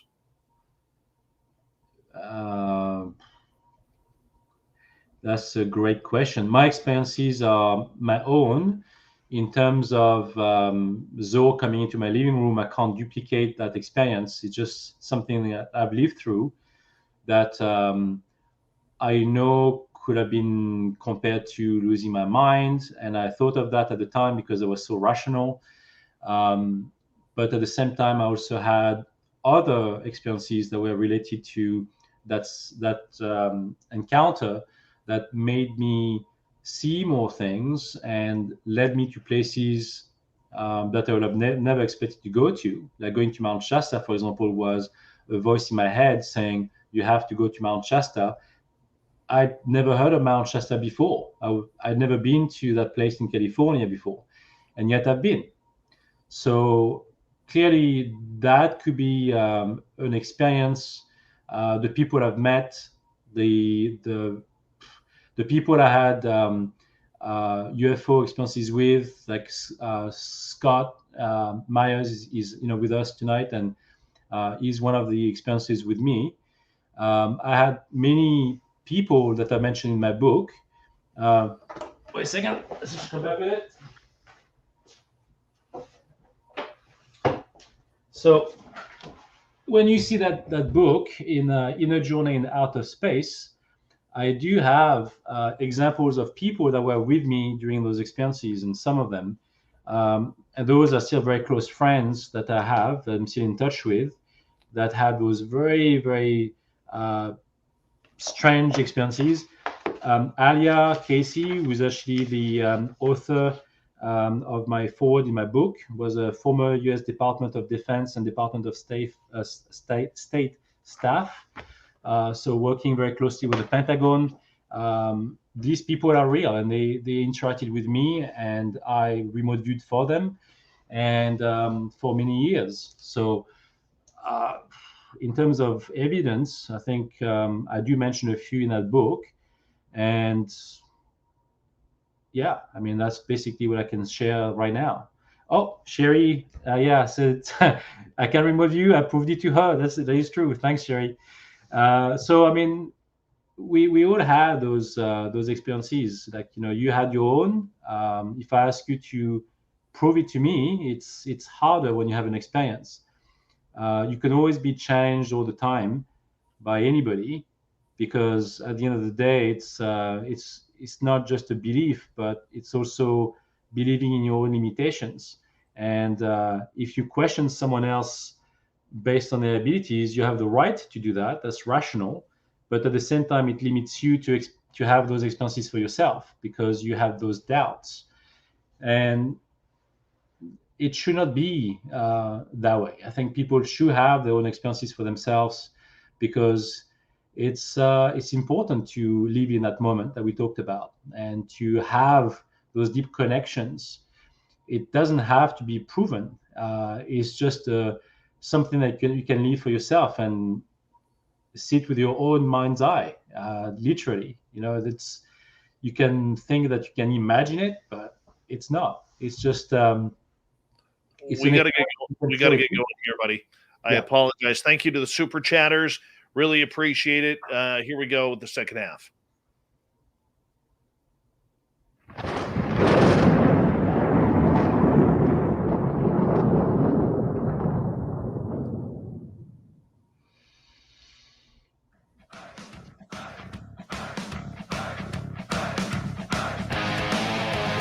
Second half of Spaced Out Radio is now underway. Thank you so much for joining us. My name is Dave Scott. Appreciate you tuning us in and enjoying the ride on the Woo train. Want to remind you that if you've missed portions of this show or others, check out our free archives by going to youtube.com/Spaced Out Radio. Do me the favor, hit that subscribe button. Our website is spacedoutradio.com. We have a plethora of features for you. Rock out to Bumblefoot, read Shirky Poo's Newswire. Check out our swag as well. Follow us on Twitter at Spaced Out Radio, Instagram at Spaced Out Radio Show, and now on TikTok at Spaced Out Radio. We're talking remote viewing with a good friend of this show. Sebastien Martin is here. He's been remote viewing for 5 years, and some of the things he's seen, well, I'll let him explain it. Sebastien, before we get too deep into this, for our radio listeners listening in who may not know what remote viewing is, maybe give a brief description. Mm-hmm. Well, remote viewing is accessing a different place with your mind's eye or your third eye. You can literally transport your consciousness in a different location, and it can happen instantly. It takes no time whatsoever and no effort to get there. You can remote view the past, you can remote view the present, and you can also remote view the future. In terms of the future, like as we discussed, it's way more complex because it's ever changing. If you want to remote view a planet, that's pretty much something that we never change or barely, so it's more reliable. If you try to remote view an event in the future, it might not be necessarily true because it's like we discussed before, it could be changing all the time, so we can't rely on this timeline. An event in the past kind of works the same way, so relying on remote viewing for present events in different locations is way more reliable because it's live. And the way I remote view myself, it kind of changes, but I usually see an event as a first person. So I could see my hands and I don't see my eyes or my face. I could just see an event. I could be transported to a location, and sometimes I could see an event through the eyes of someone else. So I could be in the body of someone else and having that clear vision of seeing this event. And that happened many times over with Alia, the person that is in my book. She mentioned that too, and I kind of related to those events because I was able to smell the cigars in the room, and I was able to feel the air blowing on my face. I could feel everything. And I could also see what was in people's minds. Like I was able to read their thoughts as this was happening. So it doesn't happen all the time. But what I've noticed doing remote viewing on one individual in particular, like say I'm asked to remote view a person, then what I can provide in terms of critical information is the connections that those people have that may lead to more people to check, let's put it that way, or to keep an eye on.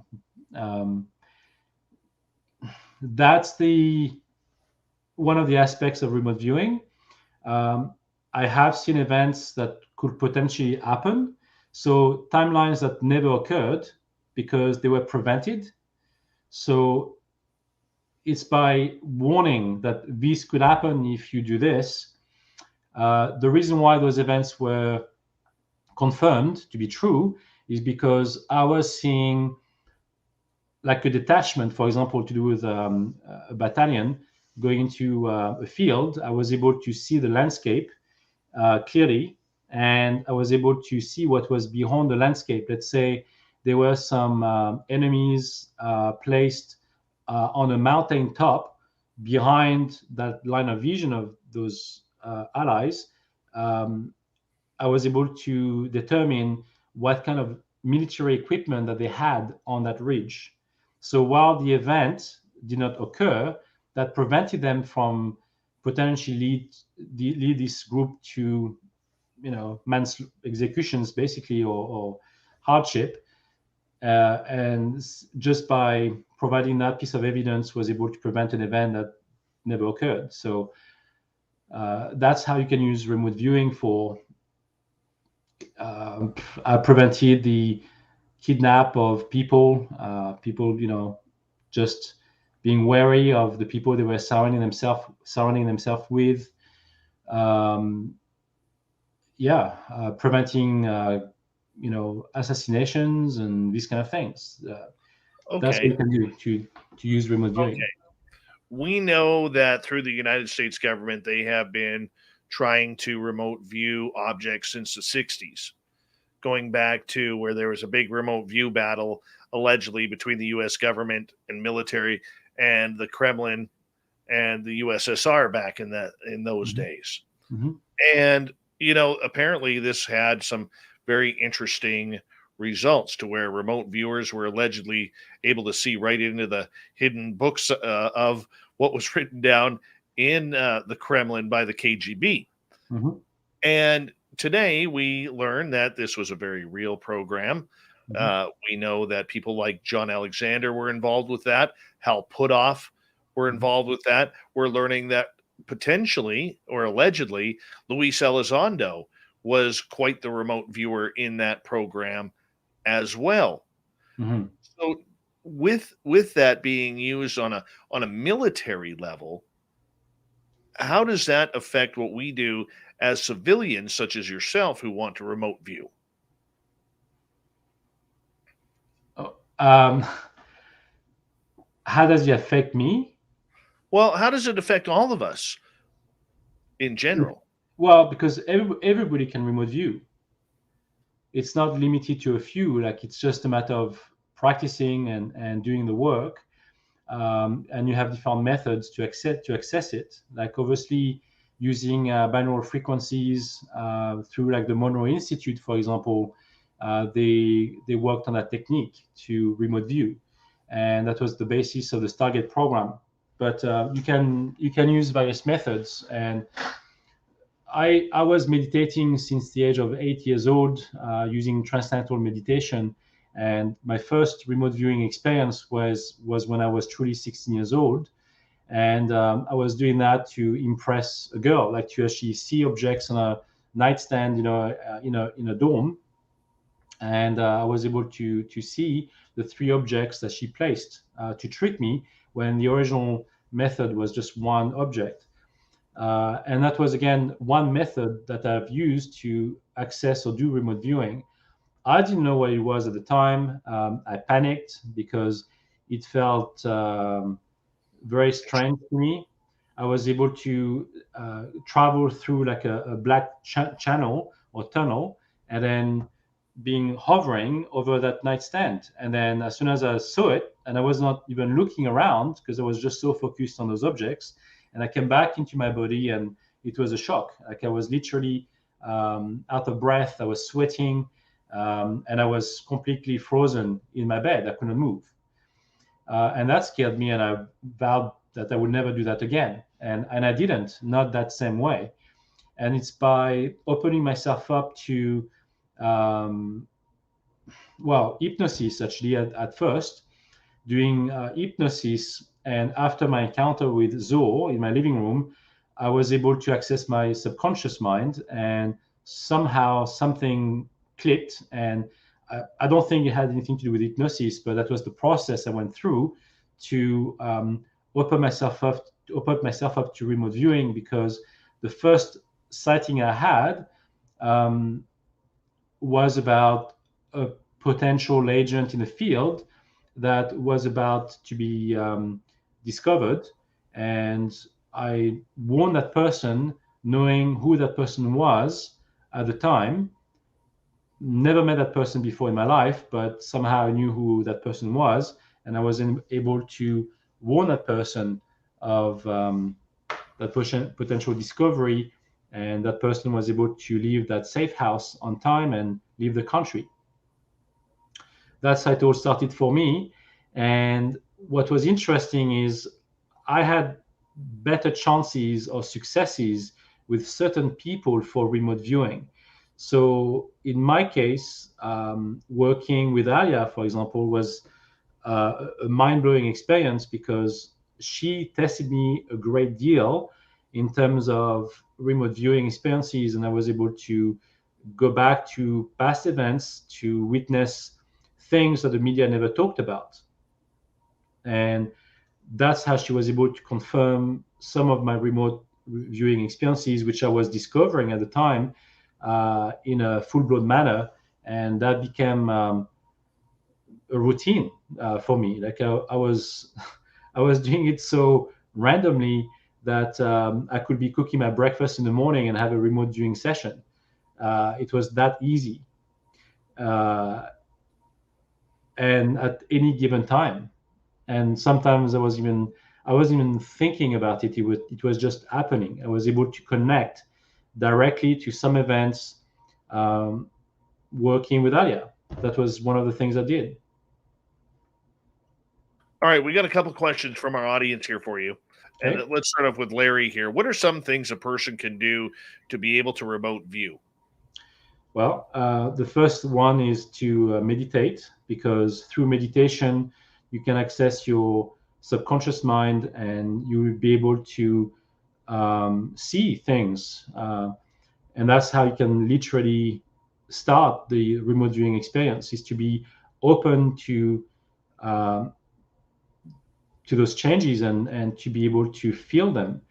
So I have to say that remote viewing to me is a very mental aspect. It's not something that I feel. And most good remote viewers will tell you the same thing.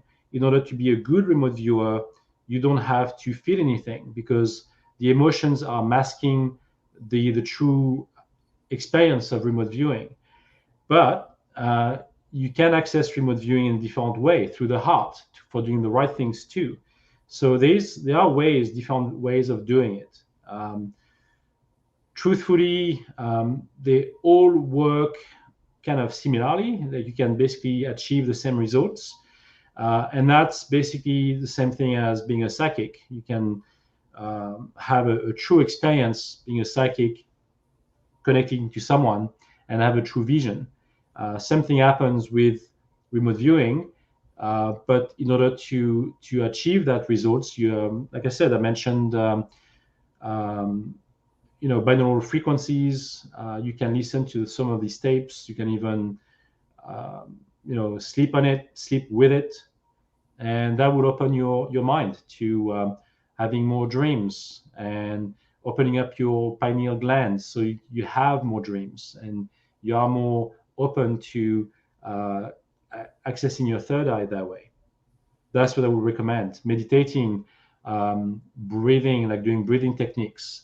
There are so many things that you can do, and if you have that connection and it becomes clearer and clearer every day, then anyone can achieve that result. All right, let's move on to another question here. Lala is asking, how do you feel physically and mentally after you remote view? It depends on the experience. If I'm involved in an experience that is mentally challenging because of what I see, at the time when I see those events, it doesn't touch me because I don't feel them. I'm just witnessing what's happening. And that's hard to do, because I've seen things that were pretty horrific, and yet you just have to keep it objective, because you just want to relay the events, and hopefully certain things can change. But at the end, this is what led me to quit that program, is because it was becoming too challenging for me. I still do it now casually for fun, but not for work. And physically, I always felt good, like it was not a bad feeling. But when I had obviously like a challenging experience after the facts, this could have affected me. At the beginning, it was affecting me more physically, with having heart palpitations and anxiety arising from those visions or sessions. And as time went by, I wasn't really physically feeling differently. It was just part of what I was doing. And so I was used to it. So I was not really fazed by it. Max wants to know, how do you validate your experience when it's happening? Well, like I said, the people I worked with validated those experiences for me, because I can't validate them for myself. There's no way. Especially when it happens, 12,000 kilometers away from here. Like there's no way I can know that whatever I'm seeing is true. So only the people working with me can validate what is true and what's not. And what's interesting is, over time, some of the remote viewing sessions I had at the time felt wrong, not to me, but to the people I was working with, because it made no sense. And then as time went by, they realized that those events occurred, and because it was just delayed. And so that's what I've experienced, and that's how they were able to validate those events for me down the line. You are someone who has been asked to remote view some major situations, and I'm going to keep those very privately from personal discussions you and I have had off the record in the past. But for you, when someone asks you to remote view something, what would put you in that situation? What do you mean? How would someone approach you and say, I want you to remote view subject A in Turkmenistan or Britain or Jordan or wherever it may be. So the way it worked for me is I work well with pictures. So I was given a picture of the subject, and I was able to remote view that person. And by remote viewing that person, I was able to link that person to some places and some other people too. So I was able to find out about their everything from their religion to their belief systems to the people they interacted with, what they were like as individuals, if they were like cheaters or sexual or greedy or whatever it felt like. I was able to have all this information at once doing remote viewing. Recently, I did a remote viewing session for a friend, and to do with her children, and I was able to remote view them, and I was able to describe them for her very accurately, and I'd never met them. I just didn't know them, and everything I was able to see was also related to their past, and so I was able to remote view that and see events that happened to her in her lifetime, and she remembered those events after I explained to her and described them to her, and I had no way of knowing. So again, she was able to validate that for me, and I was not seeing a picture of her children. I was able to see her. I knew her, and I was able to connect to those people through her. So it's not always the same, but if it's a subject like person A or person B, usually it works best with pictures. That's usually how I worked, and I've done that many times over, even in the Cowichan Valley with some friends, and that worked well for me. And again, those people were able to validate what I've experienced. Lala would like to know, how did you create this into a career? Where would one start? Well, I was not choosing that career. I was picked to do it. But if you basically join certain groups, like for example, if you, I don't know if I should say that.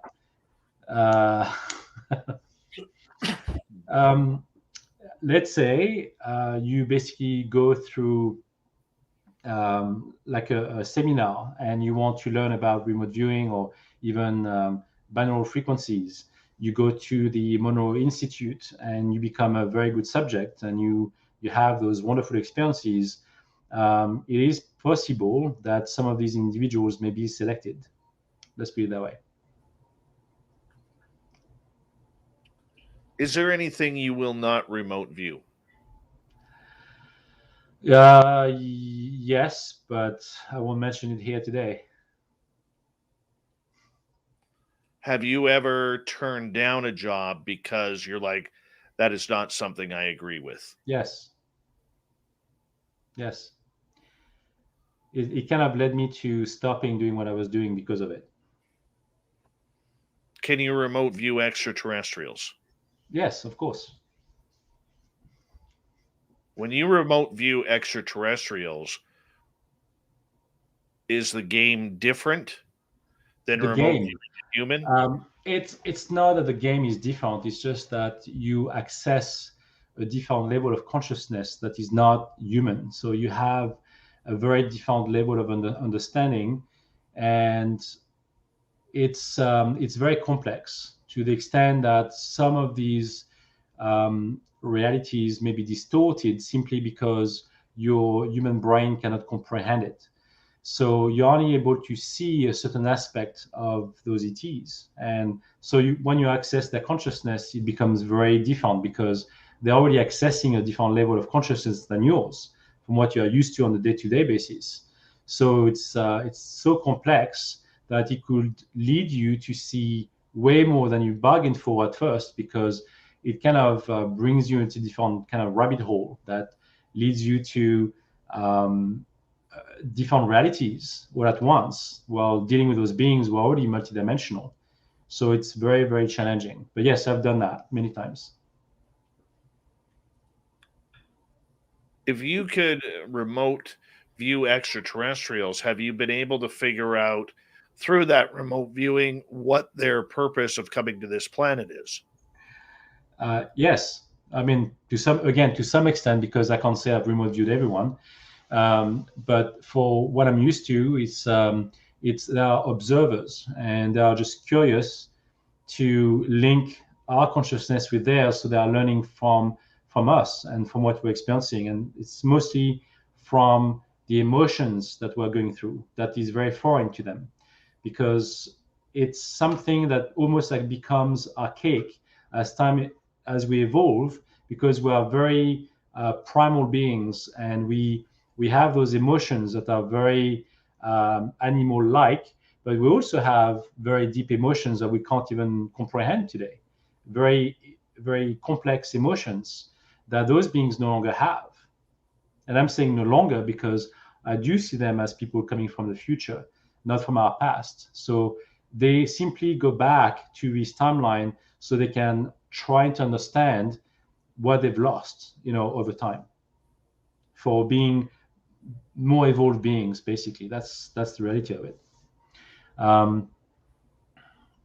What's interesting is my current experience right now for what's currently happening is that those beings are looking at what's currently happening in the world of COVID, and nothing seems to be wrong to them, because this is part of potentially their future timeline too. This is like a major turning point in people's evolution and consciousness evolution. As time goes by, we're going to be seeing those things aligning with what we understand of various aliens that we know of on this planet. That's how this is perfectly normal to them, that they have no need for them to get involved in what is currently happening. That's why there is no intervention. All right. We'll talk more remote viewing with Sebastien Martin as we have until the bottom of the hour on Spaced Out Radio. Then we will bring in the fedora-wearing John Hudson for the Unbiased UFO Report, Shirky Poo's News, Thought of the Dave, a jam-packed third hour coming up on Spaced Out Radio when we return.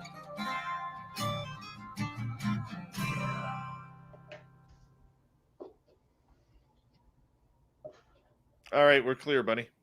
Okay. I'm just going to have a glass of water and I come back. Yes. Okay, thank you. Tracy Wenzel, welcome to Spaced Out Radio's chat room. This show took on a life of its own. This has been kind of cool. The lovely Candy Romero, what is happening?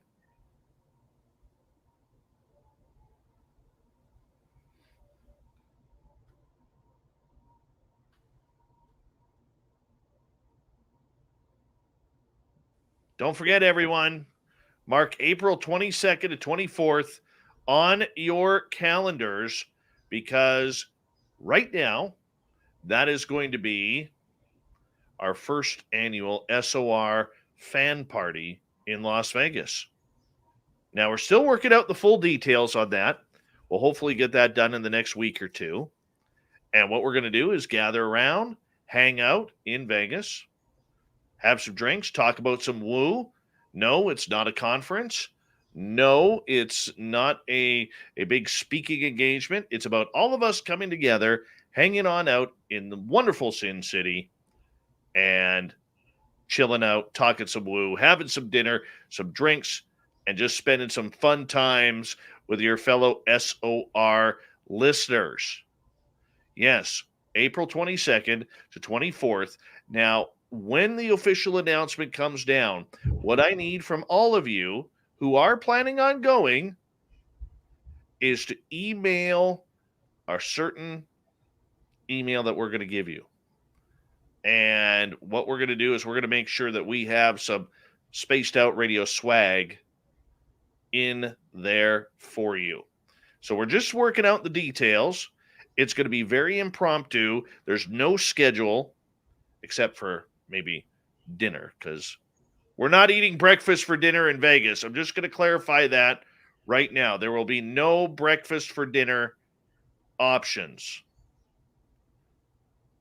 So, tentatively, Friday night, we're all going to hang out.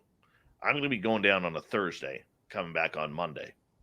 So on the Friday night, that'll be our first official hangout session. I don't know where yet. Then Saturday, during the day, you guys can do what you want. And then we'll all meet up at some place for dinner, hang out. And then we'll go for drinks that evening and hang out again.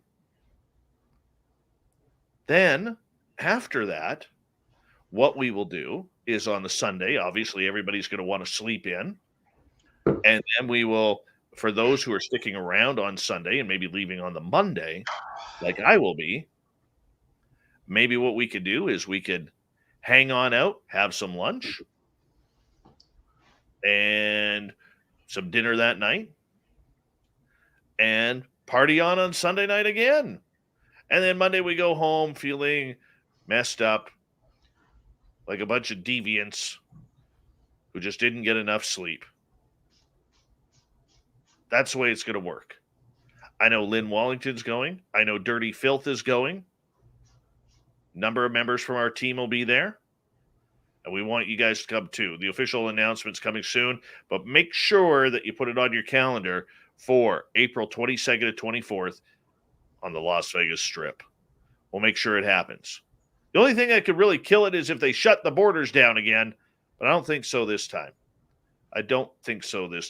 Let's say a quick hello to my brother Eugene in Philly, or wherever you are right now, Eugene. I love you, man. No Name, welcome to our channel. Thank you for joining us. Tessa in Australia, looking lovely today. Thank you, or I should say tomorrow, because you're in tomorrow. Candy Romero, you can meet me in Vegas. Yes, you can. We're going to do that. All right. And everybody's going to be Chad Smith while we're there. So mark it on your calendar, April 22nd to 24th. I'll put it up here right now, right there. Thank you, Spooky Morales. Spooky Morales is going to be there.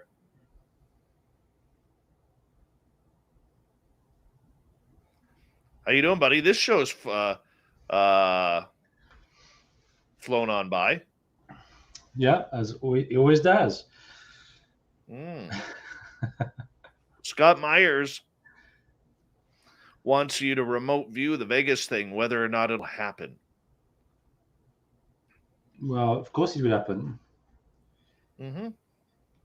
In April? Yeah. You know, Yeah.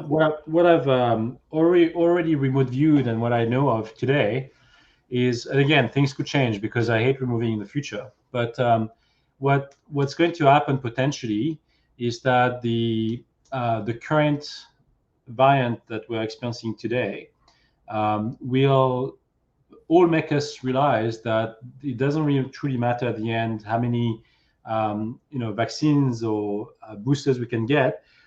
We just have to live with it because it will become something of the norm, like a new form of flu. And as we know, um, that's pretty much what we're currently experiencing now. And it doesn't matter how many shots you get, we're going to be Yeah. learning from that and Right. evolving and living with it. And we'll have to live with that. And I think by April time, I see that as being part of the norm, and we're going to be seeing pills and various treatments that will be coming to the marketplace that will help save lives and basically, help us go back to what we consider to be normal without All living right. with the fear. Swamp Dweller, how you doing, buddy? Here we go.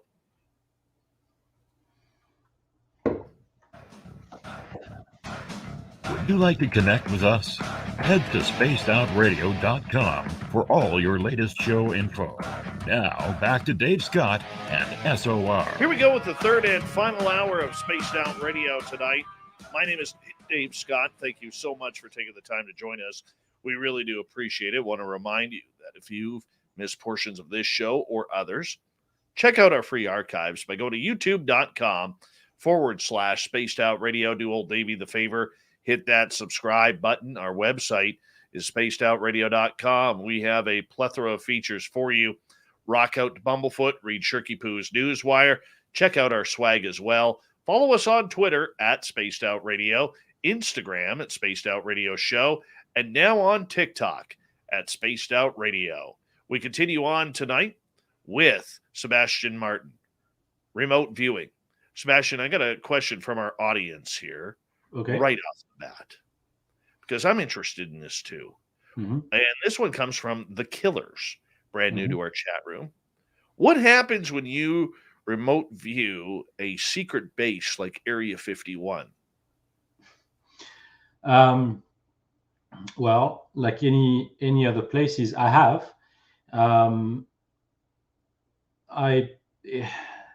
I have remote viewed a secret base in America that was hosting a bunch of aliens that were trapped in glass cases, and the food was actually coming from the floor. Like for certain foods that they received was actually coming from the floor up, and all of these beings were prisoners. They were like trapped in those places, and they were obviously learning from them, but at the same time, it's hard to know if they will be used as guinea pigs for certain things, chopped up or whatever. But those beings were well and alive when I remote view them. So you can access a certain aspect of those bases.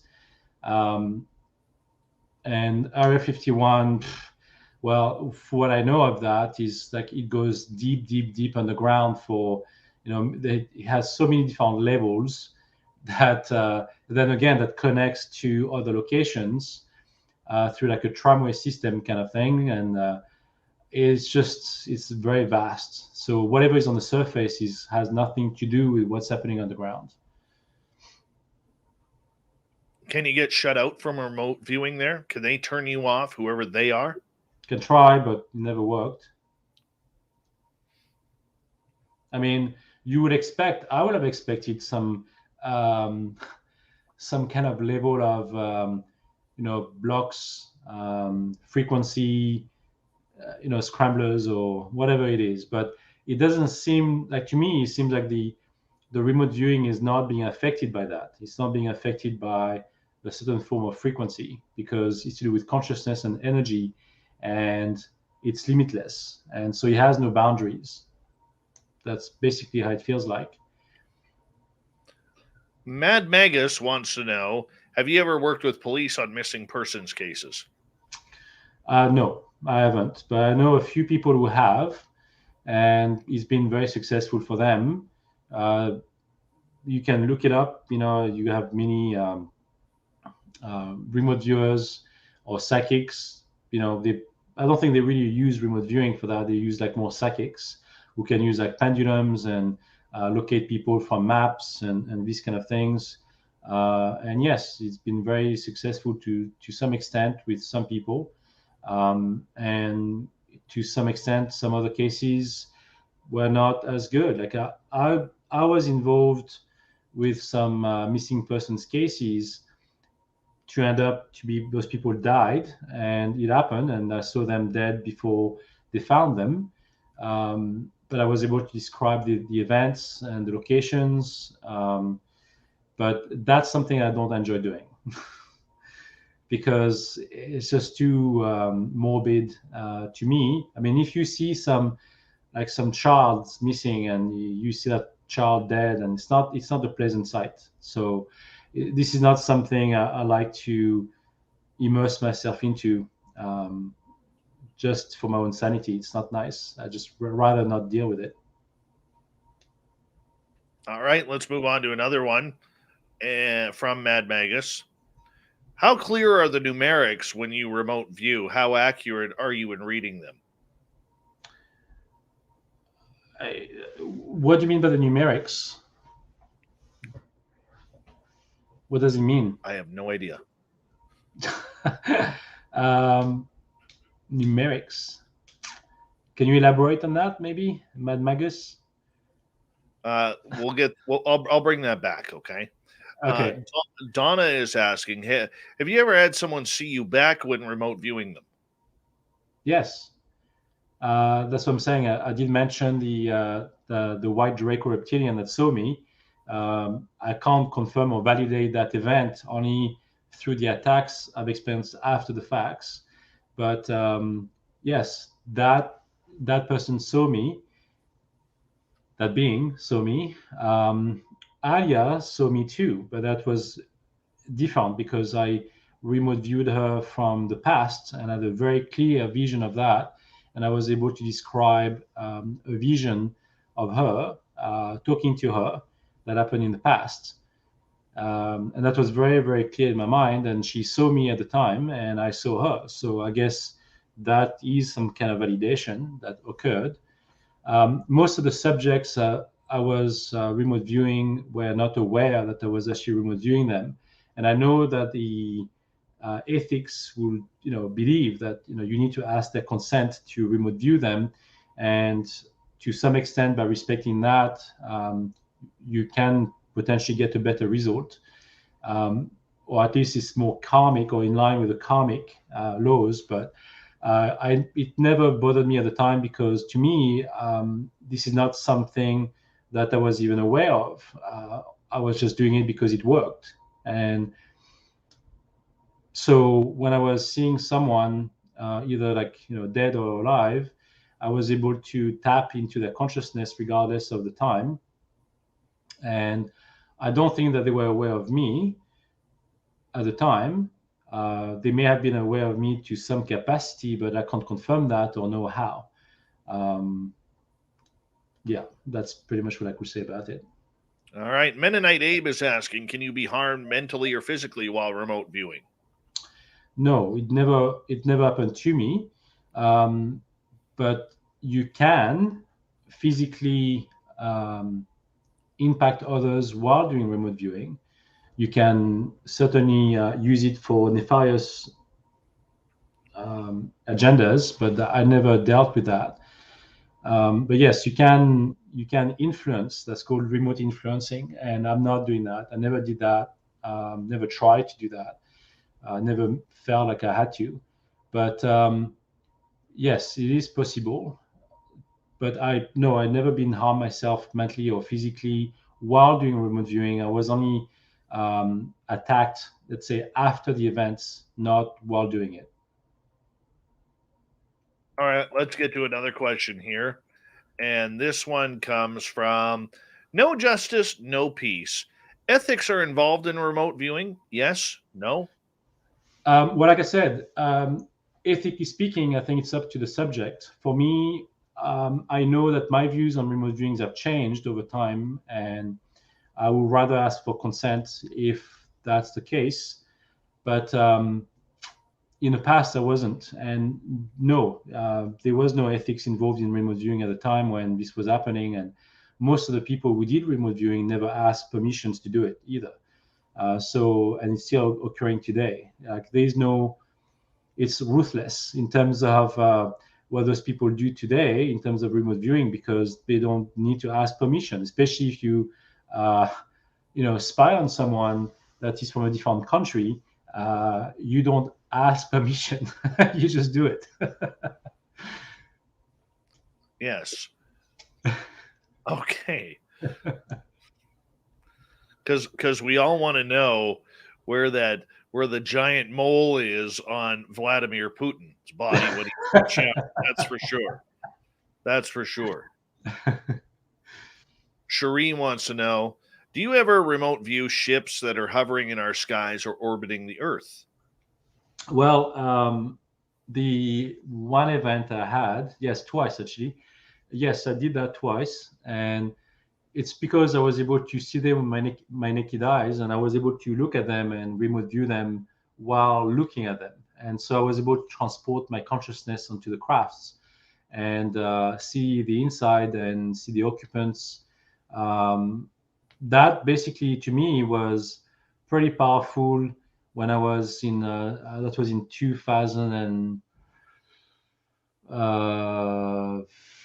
2013, I believe, 12 or 13, where I saw this craft basically close to the mountains I was living by, and I could see this huge craft that was cigar shaped, and it had lights on it, and they were basically just flashing one after the other. And then the craft at some point just rotated, and you could see one big light in the back of it. So that was very physical, and I was with someone else too.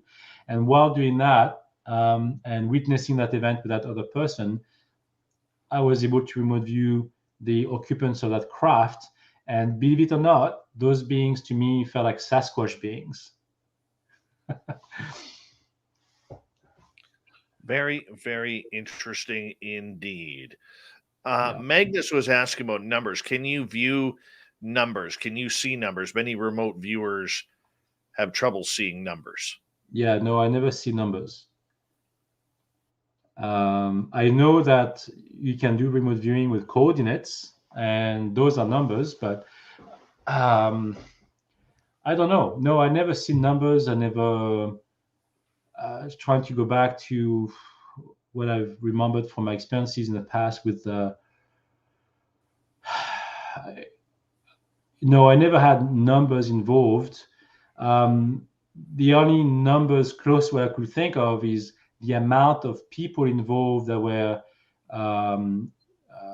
relevant to the situation. So it was very basic in terms of numbers I was able to see.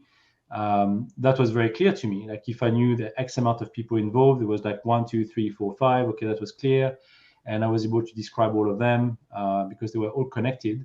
So yes, that was something that I was able to do easily. But you see that if I could see numbers on the spreadsheets, no. There was a case where I had seen a piece of paper that was at the time in Arabic. And so I couldn't even understand the Arabic anyway, but I knew where this document came from because the document was linked to a person in power in politics. So that financial statement was directly linked to that being, to that person. And I was not seeing that person when I saw that document, but as soon as I saw the document, I saw his face. So I was linking that document to him. That's how it worked. But I also knew it was a financial statement, not even seeing numbers on it. So that's interesting. All right, let's get over to Brazelhoff here. Could remote viewing be used for medical uses like diagnosis or treatment? Well, I do not believe that doctors will actually rely on remote viewing for that. because it would be deemed too unreliable. I've used remote viewing for myself in terms of diagnosis, like in terms of nanotechnology I had within my body at the time when I got attacked in New York, but this was personal. And I had no way of testing for it or seeing it at the time. So I can't confirm it or validate it. But sure, I mean, remote viewing can be used for minor details in someone's body. I've used it. I've used it for people I know close by, like Scott, for example, Scott Myers. I was able to go straight into his body to feel his nerves and his muscles and everything else to be able to help him with the ailments he had at the time. And so I know that that's possible. Yes. Continuing with questions here. No Justice, No Peace, wondering, do people question you a lot or try to catch you up and trick you in regards to your remote viewing? No, just simply because if they come to me with a genuine question or task, I will do it as seriously as they ask me. If it's something that is meaningful, I will know. If it's not meaningful, then it won't work because I won't see anything. If it's something to trick me, then it will make no sense, and I will just not be interested in it. So I never had to be tricked by random people because I never got involved with remote, random people to do remote viewing. So for me, it worked best with people I knew, and people I was able to connect with. That's pretty much my experience. Over in New Zealand, Witchy is asking, have you ever remote viewed beings on triangle-shaped craft? I don't remember, but I don't think so. My first instinct on triangle-shaped crafts would be military. That's my experience of those. But I still know that's my first instinct, is to tell you that this is probably military based and not alien based. Kason in Sri Lanka is asking, when you were given coordinates, can you remote view what happened in the past in that location? So first of all, I never work with coordinates. I work with pictures and people. Like I said before, there are different ways of doing remote viewing and accessing that level of consciousness. That's not what I trained to be. I never trained to do remote viewing. It just happened. It just happened to me, and I developed my skill by practicing and doing more of it. So again, halving what happened in the past in that location, yes, I was able to do that before. I was able to witness an event that happened I can't remember, in Jordan. And yes, I was able to see the event unfolding before my eyes in that location. And I could not influence it or change anything, but I was able to witness it and follow the people involved and provide more information to do with that case. Peppa has an interesting question. Is the Akashic Records related to remote viewing? No, but it is related to the collective consciousness. So what you have to realize, and again, you can remote view the Akashic Hall of Records and so on. In fact, most people who had near-death experiences go there and can go there. I've been there by doing an out-of-body experience, and it's not necessarily remote viewing, but it's close enough. And you can, what I understood from the Akashic Records and the Akashic Hall of Records is that it is not a physical place. It's a place that was built by the collective consciousness of those who wanted to access that location. So everything that people described about the Akashic Hall of Records is similar because it's a collective consciousness that built it. Just what I mean? So, of course, you want to go back to a place that seems familiar to you and where you feel comfortable and not scared. And it doesn't mean that the information itself is actually in that location, because it's not a true location. It's just an access point to energy or pure consciousness to do with your soul consciousness, and that's how you can access it, is through that kind of medium. Maybe I'm going too far on that topic, but yes, you could remote view the Akashic records. I've seen mine. I've seen that space. I've been there. I walked through that space. To some extent, like I did a session with Paul Elder, who is also a remote viewer, who was actually part of the Stargate program and in charge of the Monroe Institute for Canada. And he had near-death experiences many times over and went there.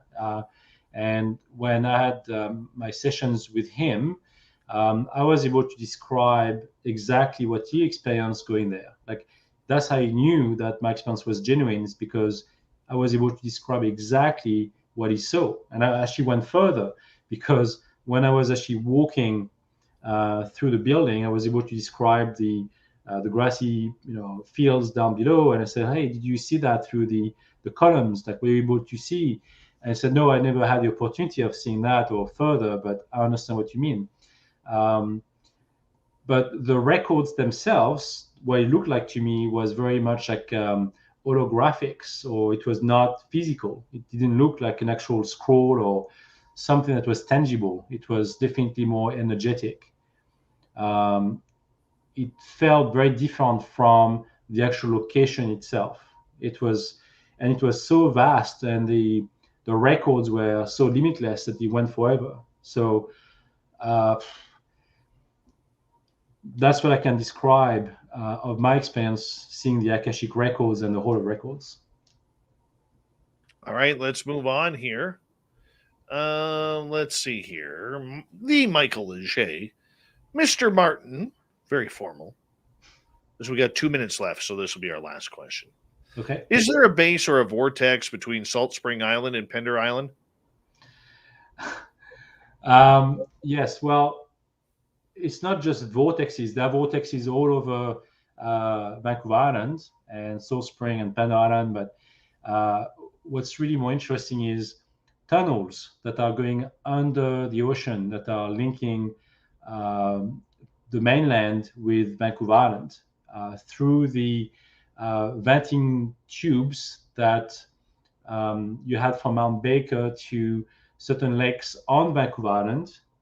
And Salt Spring Island too, that are used by aliens crafts, because those venting tubes are so large that they actually created certain lakes on Vancouver Island, for example, like Lake Cowichan is one of them, and Shawinigan Lake is also another one.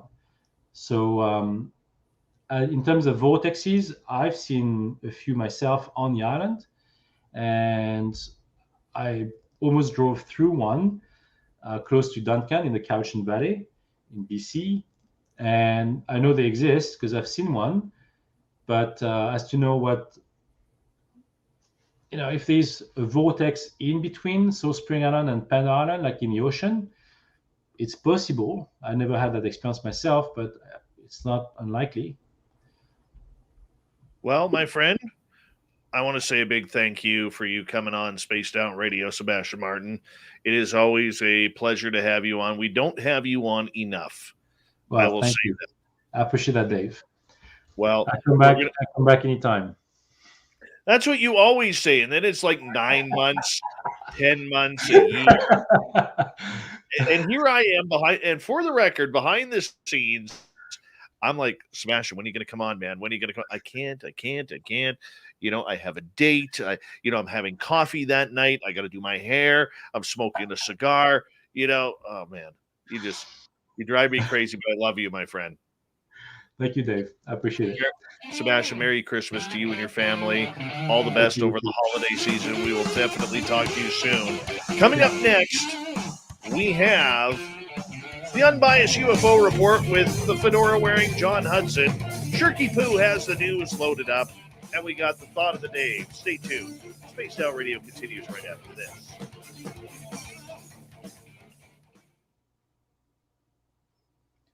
Great show, buddy. Thank you. I appreciate the comments on YouTube about everybody. It's nice to see live. Like when we started doing those shows together, like I don't think I had the opportunity of seeing so many. Your show has grown so much since the beginning. It's incredible to witness. It really warms Thank my you. heart to see that. It's nice. Well, I appreciate that. And behind the scenes, what a lot of people don't know is you have been a major, major supporter of what we do here. And when there's been tough times, rough times, or good times, I've always been able to count on you for a phone call, some advice, a pep talk.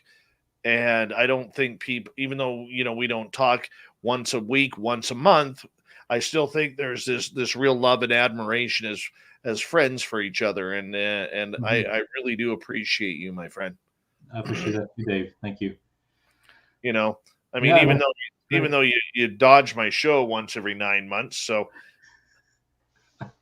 I'm teasing. I'm teasing. no, I know. I haven't been on any other show since, to be honest. Like I've been so busy and wrapped up in my life that it's been something I placed on the back burner.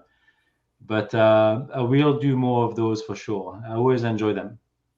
Yeah, me too, my friend. Me too. And I'm going to give you a call in the next day or two. I got some stuff I need to pass by you, anyways. Okay, sounds great. All right, buddy. All right, buddy. You Okay. take care. Okay. Good night. Thank you. Bye-bye. Good night. Good night. Sebastien Martin, everybody. Sebastien Martin. There he goes. Love that guy. Love that guy. I want to smoke cigars with him. Yes, I do. Totally want to smoke cigars with him. And what do I got? Okay, I got Shirky Poo's news there. Got that. I know what I need to do here. Just waiting for the fedora wearing John Hudson to join us. And that'll be any second here.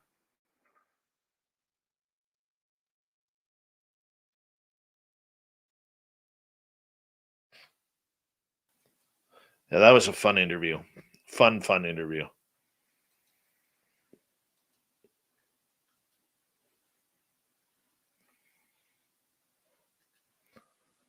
What the hell is this? Oh, there we go.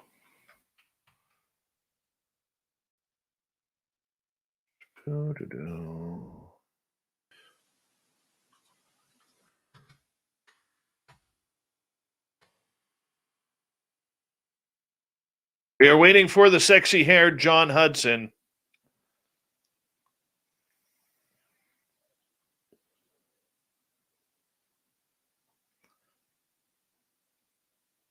Thin Lizzie Borden.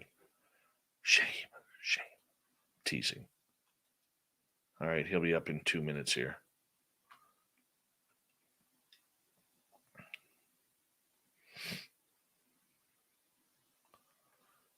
All right. Got that up.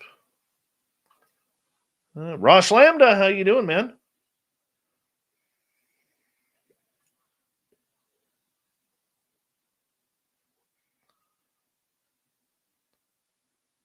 I would love to see my brother Eugene in Vegas for the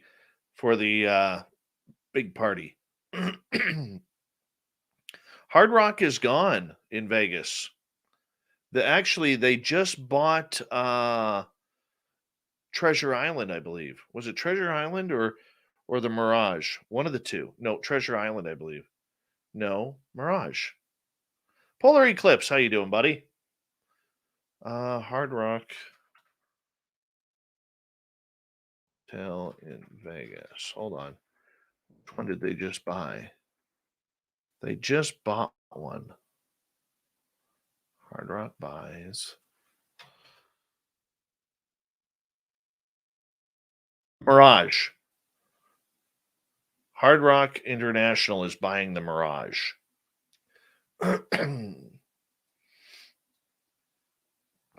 Gorgeous Amy Vegas. Oh, there she is, making her one comment appearance in our chat room, although she's been listening all night. She has. We love her. We love her around here. Yes, the Mirage they bought.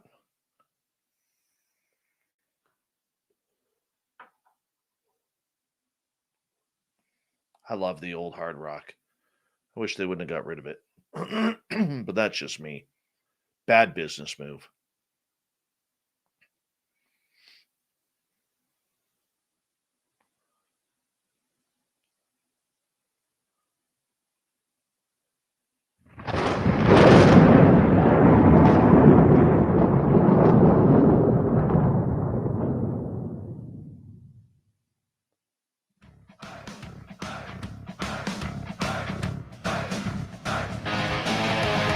We've rounded third. We're heading for home tonight on Spaced Out Radio. My name is Dave Scott. Thank you so much for taking the time to join us. We really do appreciate it. We want to remind you that if you miss portions of this show or others, check out our free archives by going to youtube.com/Spaced Out Radio. Just do me the favor, hit that subscribe button. Our website is spacedoutradio.com, where we have a plethora of features for you. Rock out to Bumblefoot, read Shirky Poo's Newswire. Check out our swag as well. Follow us on Twitter at Spaced Out Radio, Instagram at Spaced Out Radio Show, and now on TikTok at Spaced Out Radio. We are just waiting for the fedora-wearing John Hudson to get loaded up for another edition of the Unbiased UFO Report. But before we do, just want to remind you, to our listeners, that if you listen to us on YouTube, you will be able to check out shows by Lynn Wallington on Christmas night and on Sunday, Boxing Day here in Canada and in the UK. As she will go live those nights at 6 p.m. Pacific, 9 p.m. Eastern. There will be no after-hours show, as the after-hours crew is taking the weekend off to celebrate the Christmas weekend. We will also be broadcasting on Christmas Eve, because we do that around here. We do that. That's what we do. That's what we like. We got to keep going. Also, for all of our listeners out there, April 22nd to 24th, we're just in the planning stages of getting a Spaced Out Radio get-together. And we are going to make sure that we have just a grandiose time. And, you know, we're going to have a good time. It's not a conference. It's not a speaking engagement. It's about everybody coming on in and having a good time and just sharing in the woo for a weekend in one of the greatest cities in North America, in my opinion, in Las Vegas, Nevada. I will have more details on the website within the next couple of weeks. We're giving you lots of notice to save up your bucks like I am having to save, like anything, to make sure that we all have a good time. And if you are confirming that you are going to the Vegas get-together, we'll have a specific email for you guys that you guys can check on out. And you email us and you say, Dave, 100%, I am going there. And guess what? We're going to bring you a swag bag, because we want to make sure that everybody has a great time, and that if you show up and you let us know that you're coming, we want everybody to make sure that they go home with something cool and exciting. We bring in the fedora-wearing John Hudson. Here is the Unbiased UFO Report.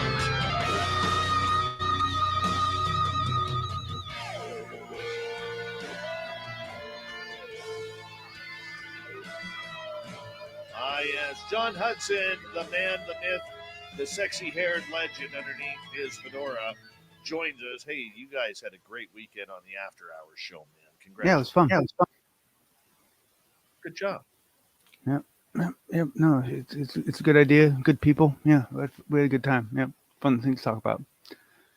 Are you growing a beard? Well, you know, every once in a while, you know, you got to kind of reset your goatee, because, you know, you can only trim for accuracy for so long. And every once in a while you got to kind of reset, which means you got to kind of grow the beard out and then, you know, redraw the lines of demarcation and so forth. It's an elaborate process. So in other words, you screwed up on trimming your beard, and now you're having to do the full thing to recarve it. Well, you screw up all the time, right? You screw up, you know, a couple times a year, and you can only make adaptions for so long before you start getting like kind of crooked. So I know. yeah, you're All familiar, too right? well. I know. Yeah. My friend, we've had a busy news section here over the last Yeah. little bit regarding UFOs. And, this is why we bring you in here. And investigative journalist Ross Coulthard has teamed up with a really good friend of this show, Bryce Zabel. And they are starting Great a voice. new UFO podcast. Beautiful voice. But Bryce Zabel also has immaculate hair and a highly trimmed goatee. Highly trimmed, professional. Yes. Yeah. He almost exists to make all of us feel a little uncomfortable. So yeah. So what's going on there? Yeah. So I have to admit, this one I'm pleased. I was surprised. I mean, I guess I shouldn't be.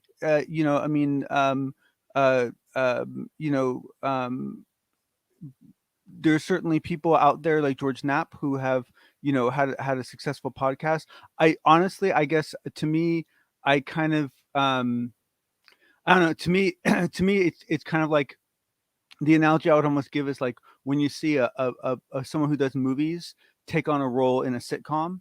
It's like this is kind of like a more daily normal thing, and so it's just kind of like a surprising turn of events, I think, to me, just personally. But I'm very pleased because I mean, you're talking about two gentlemen that are by the very nature of their personalities very well researched, very polished, and care tremendously about the quality of the product they produce. And so you combine those two together. You combine those two together on any topic, pick it. I don't care. Pick the topic. It'd be a good team. For this topic, this is outstanding. I mean, and it's going to be a lot of fun to listen to. And it's kind of silly because it's like, my initial reaction was, oh, great, another podcast. But, my understanding is that there's 2 episodes out already. I purposely didn't listen to one yet because I wanted to kind of, talk about it without, really biasing everyone one way or the other with how I felt about it. But I'm excited about it. I will admit that I am excited about listening to it, and I think it should be good. And my big question will be: is it it's going to be like a temporary thing, or is it something that's going to go on for a while? I think it's going to be a lot of information. And, as this subject continues to morph, I really believe that these guys are going to be at the top of it. I really do. I mean, that is going to be one show that you have to really listen to. And it's going to be, it's not going to be a lot of woo, people. It's going to be a lot of hard information. Hard information. Well, that's interesting, Dave, because what you're alluding to is this idea that the two of them want to use this as a more dynamic and serviceable platform to deliver their research in chunks as they choose to deliver it. And so that to me says that this is almost their the hill they've decided to take. This is like, this is basically them saying, this is what we're going to, what we're going to fight on, and this is what we're going to stand up to. That's good stuff. Okay, you picked up this really weird photo of a B-2 bomber that looks translucent. What is this all about? So, unfortunately, I have not been able to find the original, the person who originally found this. It was posted on Reddit, and it was through multiple redirected links and so forth. And basically, if you go to the coordinates, so these pictures are not the pictures that were posted by the people. These pictures are pictures I took from my version of Google Earth. And I even made a little movie of scanning around it 360 degrees. It doesn't have any volumetric information to it. As far as the map is concerned, it is flat across the corn. Okay. But it is clearly a B-2 in flight. And due to the nature of the B2's height and its, and its counterproductive measures, and the very fact that these satellites aren't looking for things like B2s, and the fact that this is probably a conglomerate of multiple satellites, what you get is this very spooky, rather beautiful image. It's got a lot of beautiful rainbow to it. Image of this almost translucent B2. But to me, it's very interesting because this is something that it's very obvious what it is. It's not like there's any question what it is. And but none of the algorithms that block this stuff out caught it. And that says to me that there's hope. To me, that's what this says. What that says to me what this says to me is that there's hope. That somewhere on Google Earth there are some images that have yet to be found yet that might have a significant impact on what we're all working on. If you Google Tech E blog, that's TECHE blog, you can actually see photos of this from 8 hours ago. Okay. This is incredible. Yep. And if you go to Google Earth and you put in those coordinates, you can go there right now and look at it yourself. And I suggest you do so before it disappears. Now, how did you find this photo again? It was just posted on Twitter from some guy from Reddit. Yeah. And I was like, wow, man, that is astounding. And it's such a beautiful picture. Now, my guess is, sorry, go ahead. But it is scary, John. The fact that here we have a stealth bomber, mm-hmm. and according to Michael Schratt, there's heavily armed. Heavily armed. There's two different types of B-2 bombers. Mm-hmm. Out of the 21 that were made, some of them are supposed to carry some very advanced, top secret capabilities that makes them just a tad more advanced than the original B-2 bomber. Okay. And I'm wondering if this is what we caught here. Because I don't yeah,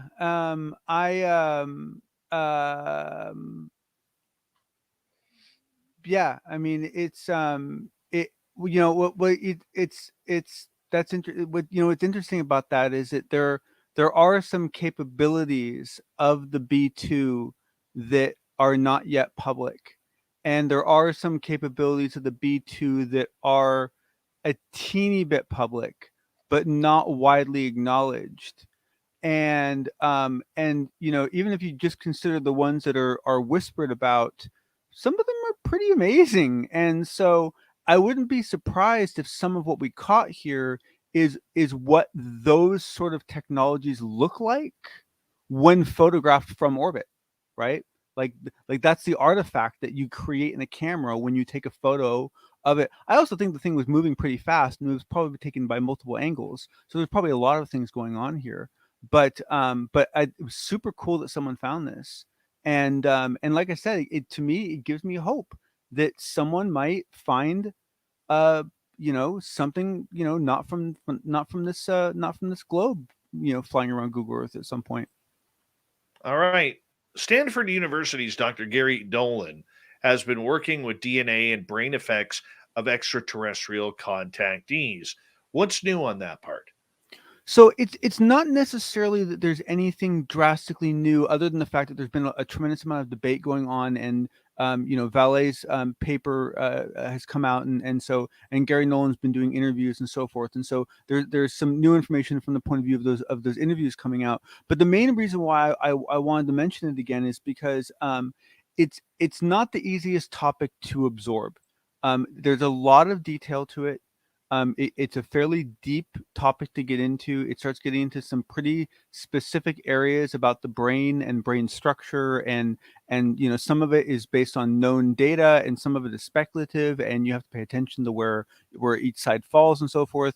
And to me, it's just to me, it's just kind of amazing, like what they're doing there. I mean, it's just like, Gary Nolan's like just like a rock star. So it's like, to me, sorry, I lost my place here. I think you fell in love with Gary Nolan in talking about him. Yeah. No. Now the thing, there's some big questions, right? There's some big questions. One of the big questions is are these changes in the brain structure evident before, right? And they somehow attracted the attention of others, and that's why we see this correlation of contactees having this brain structure, or did somehow through contact experiences was somehow their brain structure somehow encouraged to develop differently to then facilitate easier acquisition and pick up later, or easier information delivery and retrieval later. And that's the problem, is we don't know. We don't have any cases of a kid who, we've been able to test and we've seen this structure in them, and then we've said, okay, well, go forward and live, and if you ever get abducted, come back and let us know, right? I mean, we don't have the ability to kind of measure in that direction, which is part of the problem, right? But I think that it's huge that we're finding physical correlations to contact experiences, lasting correlations. That's huge. The fact that there are similarities between this and Havana syndrome is very, very interesting, and I think a big foreshadowing for things to come as to what we're going to start to learn. And I think that there's also a completely flip side to all this research, which is that there's at least for some of us, there's growing hope that for the percentage of people that believe that they're having contact experiences that don't want to be having those contact experiences, that this is going to lead to the ability, hopefully, to finally stop them. And that's really what I'm hoping for. Well, we will soon see. We will soon see. John, thank you for a great unbiased UFO report. We'll talk to you very soon, buddy. Yep. All right, here we go. Let's get to Shirky Poo's news.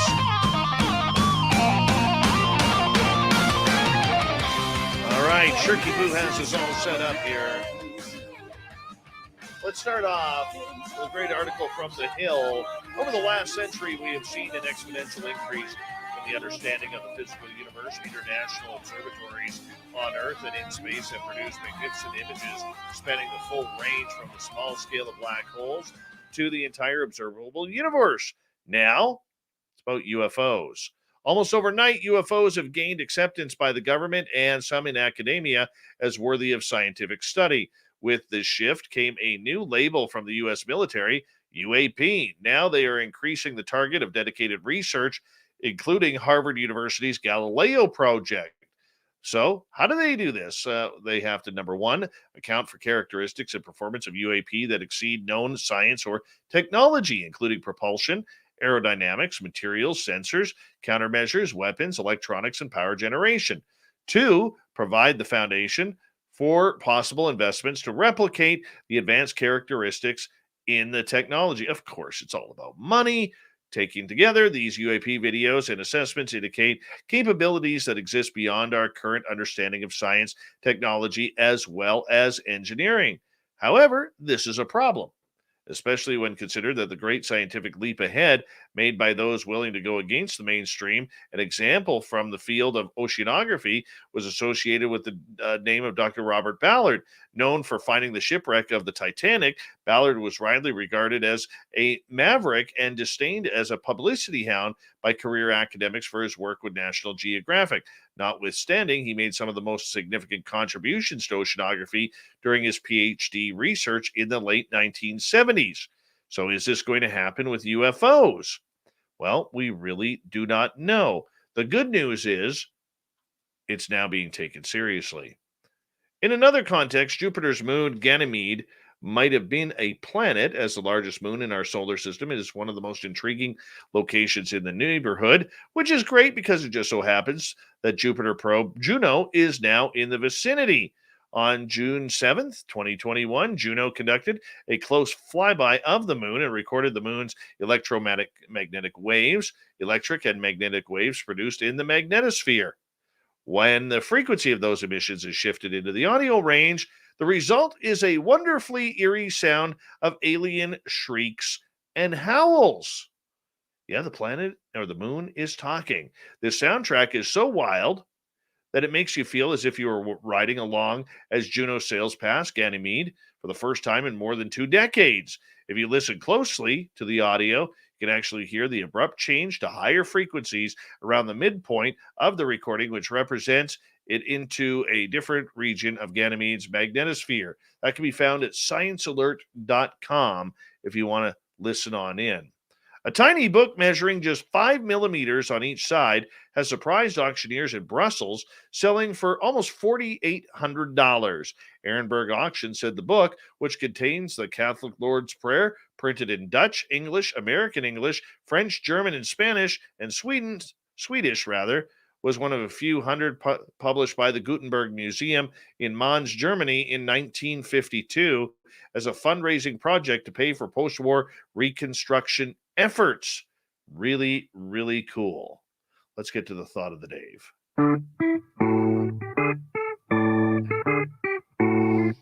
All right. Today's thought of the Dave. What are your thoughts on remote viewing? Mark, someone is always hiding our remotes just when your favorite TV show is about to come on. And where the hell did the remote go? I think we've all experienced that. Linda, to be very accurate. Joe, I used to remote view a woman that I didn't know, but then I lost my binoculars. Gail, if the person doing it has integrity, it's a cool thing. If not, it's a form of voyeurism and shameless behavior. Terrible. Kenneth, I think it's very possible. I like to say more, but I got to run. John, as someone who has had an out-of-body experience like I did when I was 12, I very much believe remote viewing is possible. Lori, I'm kind of good at it. Cassie, I've tried so hard to do this. I think it's wonderful people can. Sparkles, I've remote viewed, so I know it's possible. Lee, with the final word, you tell me. Thank you to everybody in the thought of the day. Shirky Poo for the news, John for the UFO report, and of course, Sebastien Martin, our wonderful guest, talking remote viewing tonight. We got Mr. Ron Bumblefoot Thal rocking in the background with Little Brother is Watching. Bumblefoot is the official music of Spaced Out Radio, rocking us in and out of every single show. Get your horns up for the guitar god himself.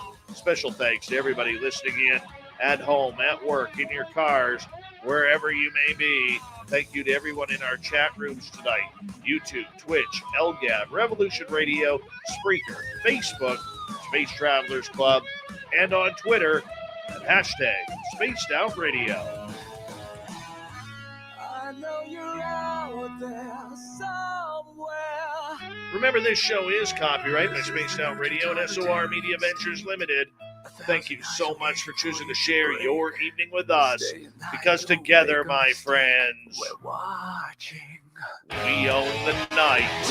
Mr. Bumblefoot, we need a favor. We need you to take us home.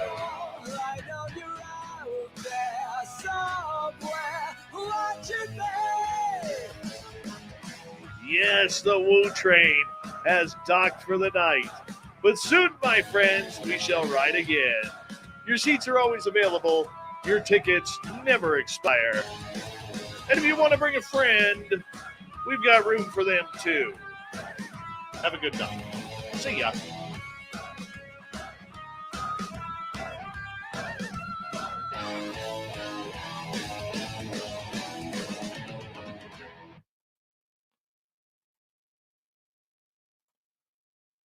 That's a good show right there. High quality show. High quality show. Turn this off. Shut this down.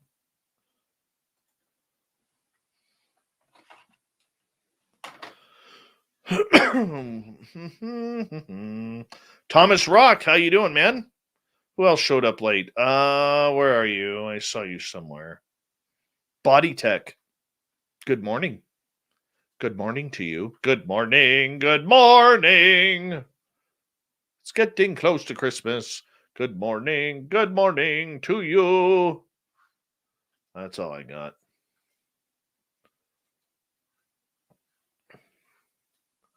Yep. Super Quest is. That's right, Captain. Shut this show down, man. All right. Had enough for tonight. That was a good show. There's the fedora wearing John Hudson.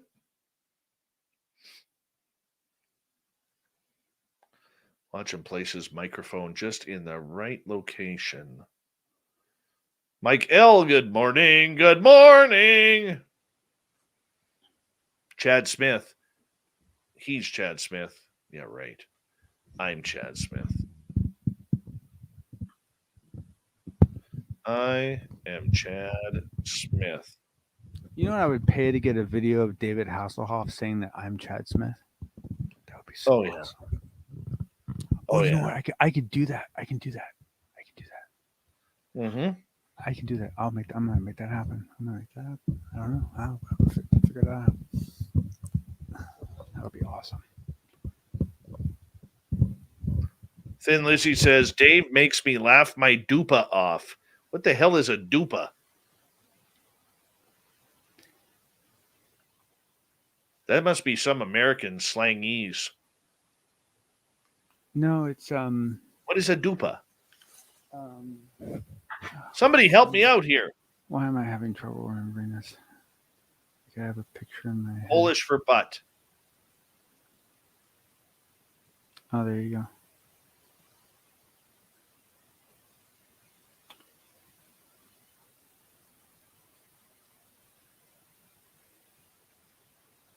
I don't know. My studio is cold. My studio is very cold. Yeah, it's pretty damn chilly here. Okay, John. Okay, look, it's like, hold on. Show you something here. Hold on. It's 40. It's 40. It's 42, dude. Oh my God, I would die for 42 right now. Check this out, bud. See. Okay, I got these in Fahrenheit. Right now, it's 1 degree Fahrenheit here. Okay. And if I go to Celsius, so look at my weekend, dude. Look at my Sunday. A high of minus 13 Fahrenheit, a low of minus 21. I actually pumped my house up to 80 degrees the other night, just for a little while, just because I was like, I missed Monday, it.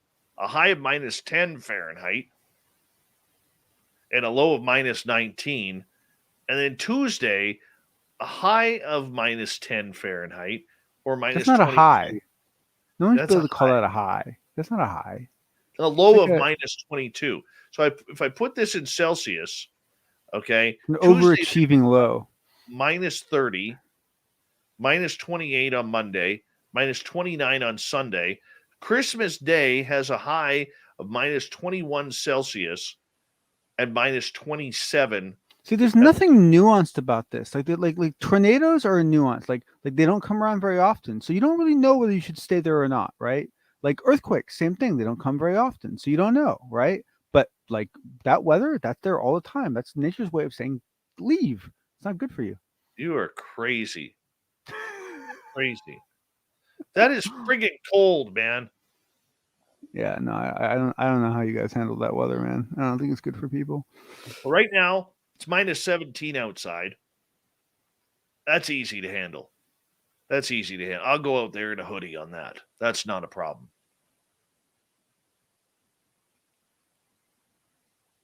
Okay. Like what do like high school students do? Like where do you go party when it's that cold? How do you go out into a field and get drunk and have premarital sex and all that if it's that cold? Well, not everybody lives in California, man. Not everybody.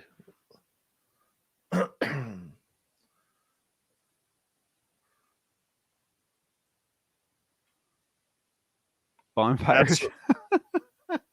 Mondak here. There's no such thing as being cold. Bonfires. It's just crappy clothes. Ice fishing shacks. That's right. Mondak's got it all planned out. Yeah. This is the kind of weather where you take that hot water and you throw it out in the pot. You throw it outside, and it turns to snow right off the bat. That's what you do. Oh my goodness. Yeah. That's what it's all about right there. Levels are just a tad high. Unfortunately, it's going to start raining here again soon, so that will get the temperature back up to something more reasonable, like in the 50s. Uh-huh. It's ridiculous. Hey, man. If I wanted to live in weather like this, I would go live somewhere cheaper. One of the main reasons why it's so expensive to live here is because of the weather. Oh, you deserve a little bit of it. You deserve a little bit of that. Just let it soothe the nostrils a little bit. That's all. Just let it soothe the nostrils. But I'm going to tell you right now, minus 30 is cold. Minus 30 Celsius, that's cold. That I don't like. And usually we don't get those cold temperatures until like end of January into February. So here's think about that negative 30. Okay, now realize the fact that before you can even turn on a quantum computer, you must get the core of that system down to negative 271.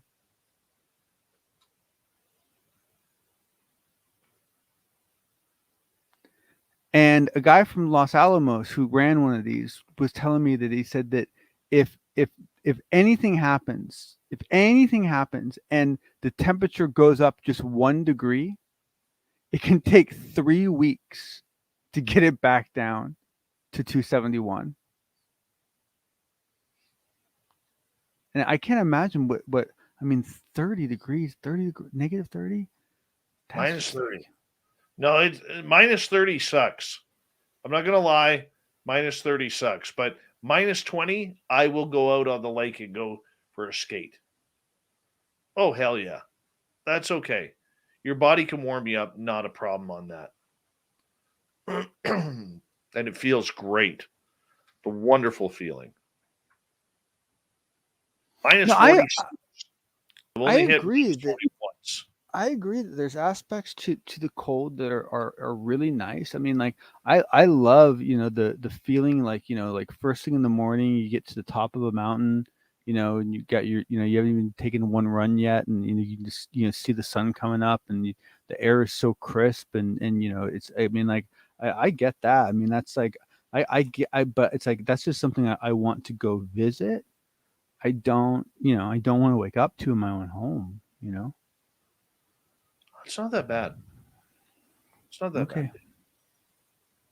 Promise you. Because I don't know if you noticed, but y'all who live in that kind of weather complain about it a lot. Not you in particular, but I mean, Excuse me, Enzo. We where the hell's the beginning here? Hold on. Yes, I know the subject. That has Faintly with like the highlight dark and punch. So obviously today we will find out here. We got another 90 minutes with Sebastien on Spaced Out Radio. I'm just gonna be checking up on my kids and I come back. You go. All right, that's wrong. My voice. That is wrong. My voice. Yeah, that was awesome.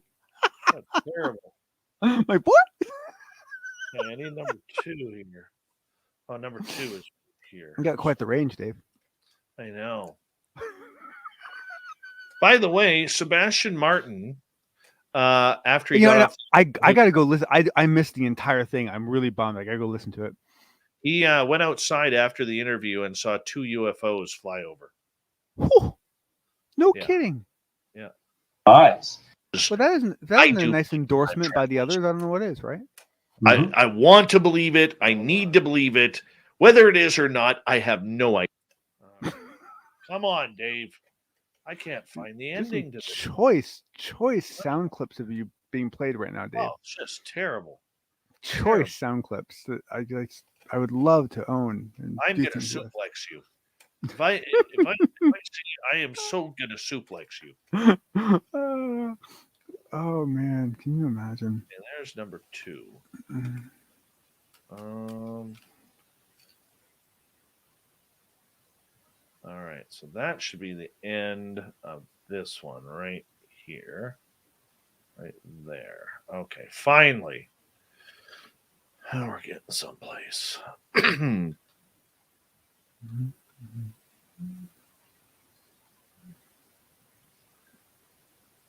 Yep, February is when it gets cold. That's when it really sucks. And if we're hitting minus 30 in December now, God, February is going to be a bite in the ass. That's terrible. And so Dave, like what do local businesses suffer during these months, or do they adapt? They adapt. It's actually not that bad there, Johnny boy. I mean, it slows down. I mean, less people go out. A lot of people around here, especially, I mean, like I could go outside right now and I could hear snowmobiles. People love snowmobiling in the dark here. Fun. Oh, night vision would be awesome. Yeah. Good night vision goggles would be awesome. That'd be fun. Yeah. Okay, so there's that. And the end should be. No, that's the thing about humans. That's one of our most glorious, most significantly advanced feature sets, is the fact that we are ourselves relativistic creatures. We can adapt to anything, even poisonous environments, if we do it slowly enough. We can adapt to anything over time. So and everything you grow up with is normal. I mean, I've talked to people who have literally just paled when you talked about earthquakes, and just could not understand how anyone could ever live in some place where earthquakes were frequent or common, and and trying to get it through their heads that they're not that big of a deal. They're kind of fun. I'm not an earthquake fan. I am not an earthquake guy. The only time that the only earthquake I've ever been in that I didn't have a good time on was there was one where I was on the top floor of a 5-story a complex, and a new one, and so it was designed to shake, with the earthquake, to absorb all the energy, and Right. I had no idea what to expect, and that made me nervous. Every other earthquake I've ever been in, I was always on the first floor. I was never on a second floor or above. So when you're above one floor, earthquakes are a whole different ball game. But as long as you're on the ground, earthquakes are fun. No, not me, man. I've been in a couple. When that big one hit Seattle, that 6.9 hit Seattle back in the early 2000s, I was literally driving to work in Vancouver, and I was literally about to go on the 50-year-old Portman Bridge when the sucker hit. And I didn't feel anything, but it was just oh, right. Yeah, this is perfect timing right here. Thank goodness nothing happened, but man, when the big 89 quake hit, God, man, it was so much fun. You'd stand up and it'd knock you down, and you'd stand up and it'd knock you down, and you'd stand up and it'd knock you, and you'd whatever, fine, I'll just sit here. I'll wait for this thing to go, and the thing lasted forever. It was a really long lasting earthquake. But the thing is that what most people don't realize about earthquakes is that the angle that the movement is going at versus the angle of what is on top of the ground matters dramatically. So if an earthquake is shifting this way and your house is built this way, or whatever it is, you can have dramatically. So what will happen is that if the earthquake hits your house in one way, everything on that wall and this wall will fall off, but everything on the perpendicular walls will stay up, right? And it just depends on the angle of the earthquake and the angle of the walls in your house. And so we had a bunch of stuff fall that didn't seem like it should have, and a bunch of stuff that we expected to fall. We had a whole cabinet full of china that was fine, but then, like, 4 feet away from it, a fish tank flipped over. It's weird how that works. Like going back to 1980, when Mount St. Helens blew up. My grandmother in my town felt the earthquake. Yet on our end of town where we were, we felt nothing. Oh yeah, yep. And that just, You get weird things that same thing. You weird things that with sound too, where sound will like skip around bodies of water, and suddenly like one little village will get blasted by a concert on the opposite side of the lake. Just depending on the temperature and the pressure of the air and all this stuff. And same thing with earthquakes, right? I mean, it's and the thing is that it's I mean, yeah, I mean it's if anything really bad happens, if any life is lost, it's earthquakes are horrible things and so forth. But the truth of the matter is that we're getting really good. I mean, in Japan now, so the P wave of an earthquake travels ahead of the actual wave that carries any of the kinetic energy. And so essentially, depending on how far away you are from the epicenter, the P wave might actually be quite far ahead of the main wave. And so, like, if you are a number of miles away from the center, you might actually get 30 seconds notice. A lot of people will get 15 seconds notice. And if you get 15 seconds notice that an earthquake's coming, it's amazing how much you can get done to get yourself ready. 15 seconds can make a huge difference. And those early warning systems are getting deployed all around the Pacific Rim. And they're really starting to save people. It's been really cool, And the thing is that people have adapted for like a lot of people.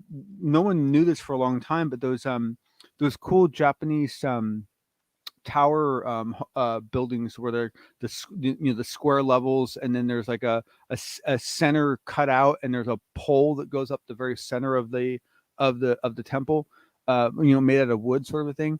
And for a long time people were like, what was the purpose of that? Turns out it's an earthquake design. That's what it is, because basically the pole is rooted to the ground, and then the outside structure is rooted to the ground, and as they move, they bump into each other and they counter each other's movement. And it's the same reason why if you go to like Taipei 101 in Taiwan, and you go, like, there's this giant steel ball inside the center of the building, like way up high. And the steel ball is like it's bigger than a car, and it's a counterbalance. That's what it's there for. Basically, when the whole building sways this way, that weight moves that way, and it counteracts everything the building does. Well, these poles did the same thing, but this was like feudal Japan basically figuring out how to mitigate earthquake damage long before we had building codes. People adapt. Everyone adapts. People are very good at adapting. insane. People are very, very good at adapting. I think the only one that the only natural disaster I don't want to be in is a hurricane. Those things scare me. Hurricanes are kind of like the worst of everything slapped together, Yeah. And they can sway and they can ebb and flow in strength in local areas that just do just create incredible symbols of just unequitable delivery, one house just gets devastated and the house next to it's fine, things like that. It's really, and they're getting worse. I mean, it's like, we're getting to the point where they're going to have to start, labeling category 6 and category 7s, because, we're getting so many category 5s now. They aren't so rare anymore. But even take something like, someone mentioned tsunamis being their worst fear, and like me personally, I hate to say this, but I want to see one so bad. Oh God, I want to see a tsunami so bad. I want to stand under one. I really do. I want to stand under one, like some kind of a shell or something like scuba gear, and like just watch it crash over me. I used to dream about that all the time when I was a kid. That's crazy. I used to have this recurring dream when I was a kid of standing on the beach and seeing this wave come that was so high that it basically blocked out the sun. It was like it would stretched from the beginning of the beach all the way to the parking lot. The top of the crest did. That's how big the curl was of this wave. It was like you could fly like helicopters underneath it. Like it was that high up. And in the dream, like I watch it go up, and everyone's running, like screaming, but I'm just like chilling, watching it, just like, wow, it's so pretty. And there's no coming back from that. And well, it depends. Like, if it's just my imagination, it's just my imagination. If that is a genetic memory of an actual event, then it means at some point I did run, because only the genetic delivery systems that survived pass on their experiences, right? So, either I survived and I had a hell of a tale to tell, or it's completely my imagination, But what I wanted to say was that, I went to we went to Tahiti for our honeymoon, and we went around to a lot of different islands, and got to know some of the local people and so forth, and it was a really interesting place, because they have rules there that, like, if a tsunami takes your house, the government is on the hook to rebuild. And if you bury one person as long as you paid up, if you bury one person on your land, then the bank can't even take your land if you stop paying. As soon as you have, so a lot of people have like a crypt in their front yard of like one ancestor buried there, because it basically protects the land from being taken. And the thing is that they get hit by tsunamis all the time. So like when we were there, and I met another guy who was there for his honeymoon too, and he was stuck at my hotel because the Club Med that was on the next island over, that he and his fiance or wife were supposed to go to, had just been taken out the day before by all it was a 6-foot tsunami. That's it. That's all it was. 6 feet. And it took out a Club Med. Because you're talking about a 6-foot swell that's, as wide as a state. I mean, the amount of energy being carried in there is just, it's beyond anything we comprehend, for the most part, But the thing is that in Tahiti, they've adapted to it, and so they don't really care. They don't. For them, tsunamis are not a big deal.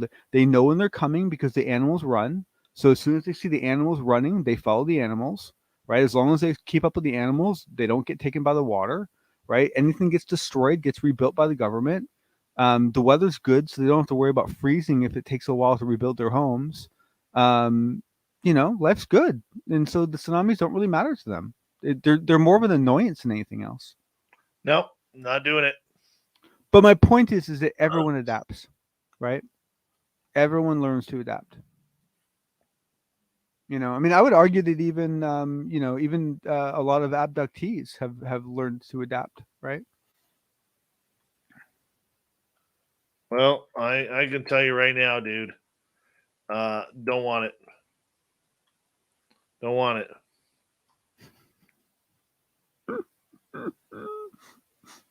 Oh man. Nope.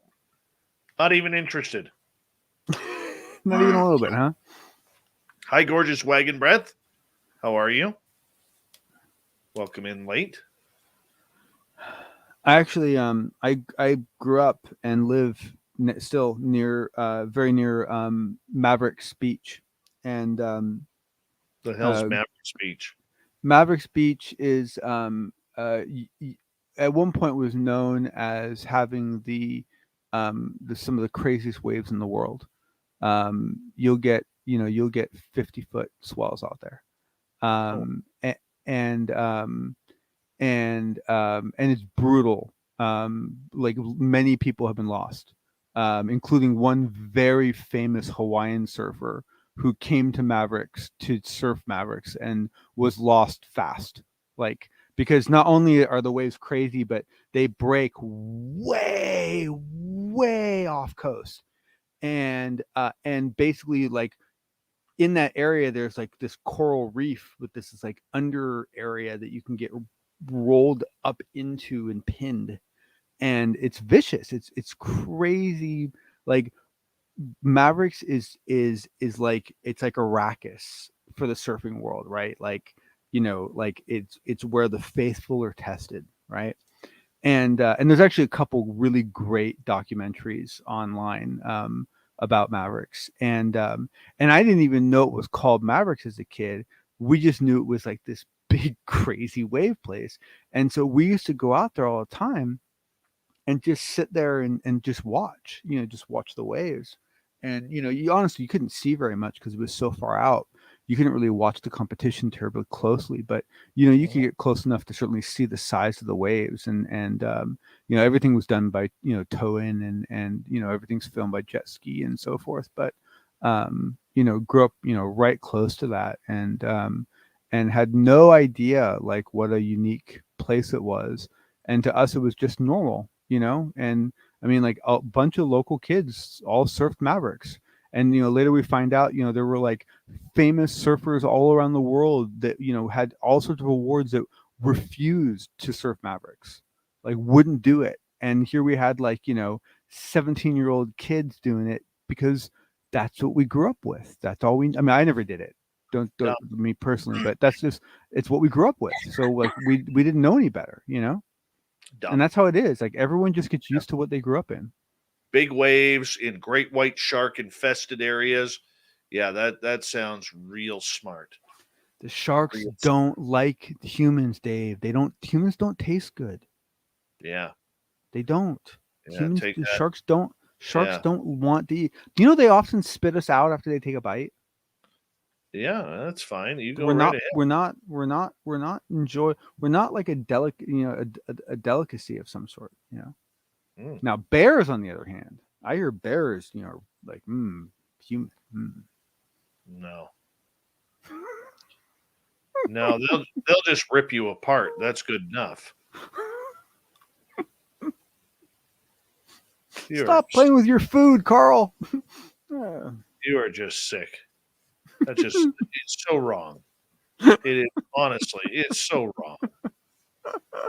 Like, you're not even funny with this stuff. Oh man, I can't even imagine. You're not even funny with this stuff. Terrible. Oh man, brutal stuff. No way, man. Hey, there's Science Bob. How you doing? Hey, happy And Bob. CE5 Kent in the UK. Good morning to you. No. It doesn't matter. There's tiger sharks, bull sharks, hammerheads in Hawaii, man. They all eat people. That's it. That's all it's about. Doesn't matter. You really want to be afraid of something reasonable? They be afraid of hippos. Oh, I'm not going hippos are hardcore, man. Hippos kill a lot of people. Like, you can't even go into the Amazon now because the former drug lords hippos have right. It's so have awesome. gone I love that story. into the Amazon and have now. I love that story. Have you seen? Sorry, go ahead. Yeah, they've now infiltrated the Amazon. They're now sterilizing those. I know. There's like 80 of them. I know. And who knew that hippos reproduce much like rabbits? Yeah. So yeah. now they're sterilized. Well, once one of them gets on one of those tutus, they just, it's all hell breaks loose, right?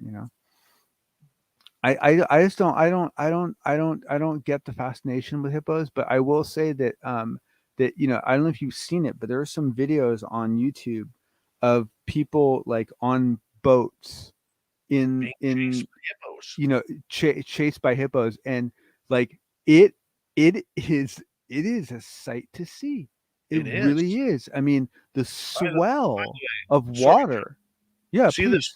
this photo here was taken by Sebastien right after he got off the air with us, and you can see the two UFOs right there above the mountain. Interesting. Yeah. Yeah, I mean, right now they're just like dots, but you can see like how they could be. Wow. There's actually, I wonder if that's a third one right there, or if that's a star. I don't know. I don't know. Yeah, that's kind of amazing that he saw that right after the show, though. Yeah. Huh. It's a trip. Yeah. Yeah, I mean, I'd have to take a look at the photograph to be sure of it. But yeah, but you know, I mean, you know, if he saw those live, then like, you know, there's not too many other things it could be, you know, under those circumstances. So Interesting. yeah, for Interesting. sure, for sure.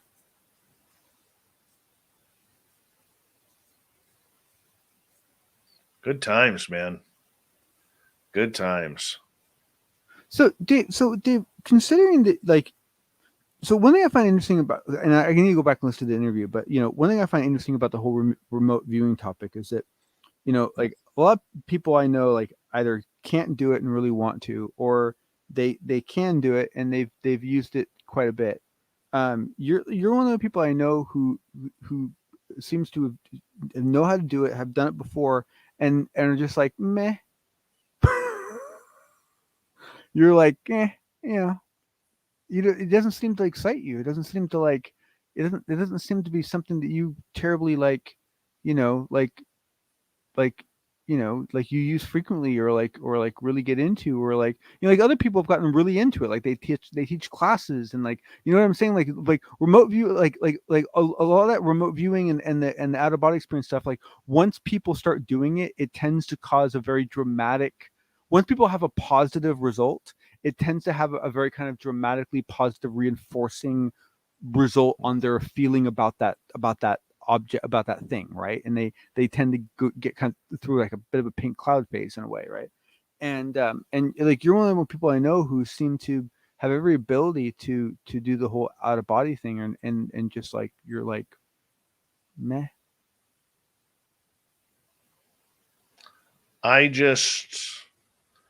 I've been asked that, and that attitude has caused a lot of people to question whether or not I am real about my experiences. And the only thing that I can say is I don't practice enough to make it work properly. And I don't have time to make it work properly. Oh. Well, you know, Dave, you might tell people like that. That makes a hell of a lot more sense. Like if someone says like, yeah, but look, to get good at it, where things work reliably and you get expected outcomes, it takes a long time. It's a lot of training, a lot of effort, and you got to do a lot of upkeep. And I just don't have the energy or the interest to do all that work, and so therefore, it's not fun when it's not reliable. Like that would be like everyone would be like, oh, okay. Like that makes perfect sense. Like if you said that to me in the beginning, I would have been like, okay, now I get it. Totally makes sense. Yeah, I mean, just like anything, you need to practice. Like when I was at the point where, like, I was working with Sebastien and Samantha quite a bit. I mean, it was all over the place.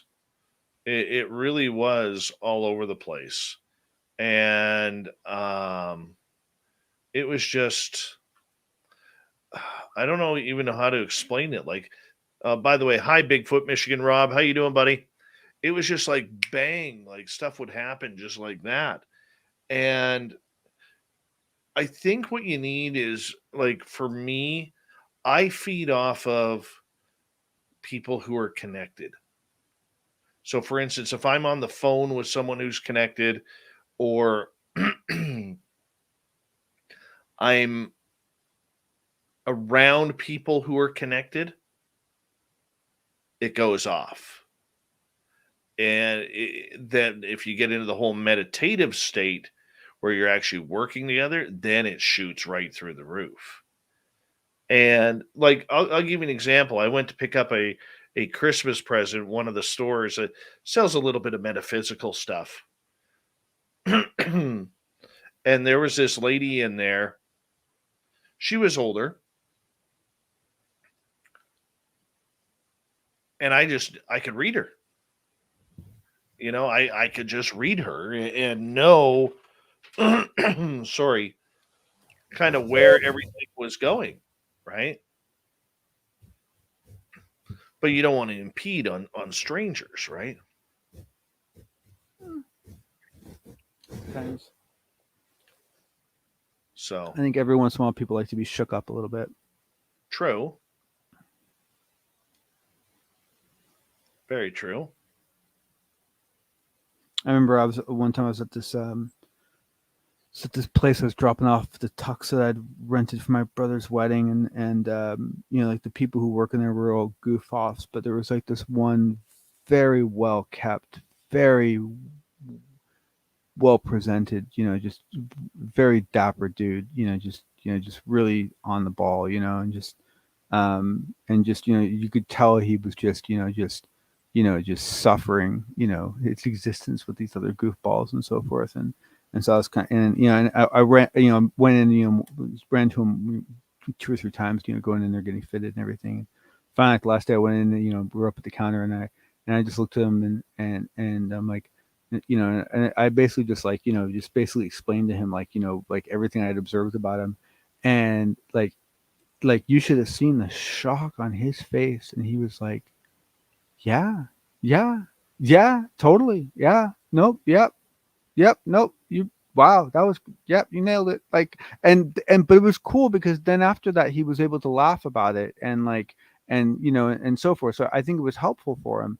But, to me, like every once in a while, I think when you feel kind of a pull to do that for people, it's, it's an opportunity to, do someone a favor and play that sounding board for them for something they're trying to figure out.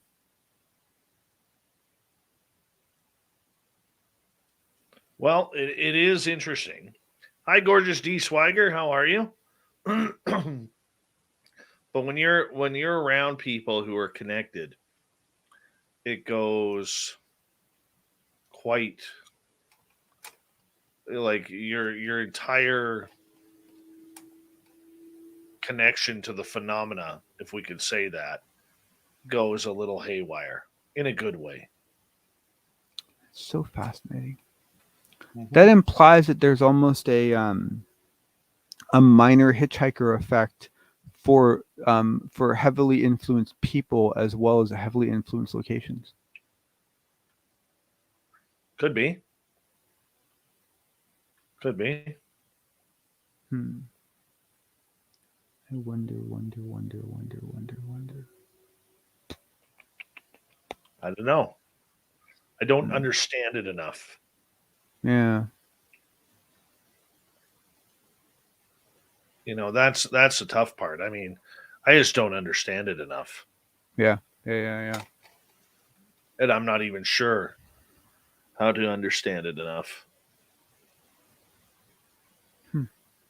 Right? Yeah. No, totally. No, totally. To me, it's like the biggest challenge with all of this stuff is picking your battles, right?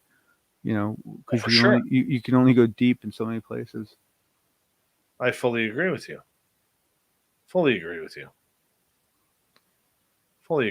Play your resources well. So you got Rob on this week, right? Rob. Is it Bigfoot? Like, isn't he on this week? Duke and Friends is later this week on on Thursday. Yeah, that'd be cool. Tomorrow night on the show we have Tim McMillan. Yep, that's gonna be cool. We're going to be doing a year in review. I'm excited for Wednesday. Do you know who the name Homer Hickam is? It's funny. When I read it Sunday night when I was closing up and I was calling out who was on for the week. The name sounded familiar to me, and I meant to look it up, but I didn't go back and double check it. But what's that? Why should I know it? Do you remember? I think it was a Disney movie. It came out in the late '90s, called Rocket Boys. Yeah. Where about those kids? Toby Maguire was in it. Yep.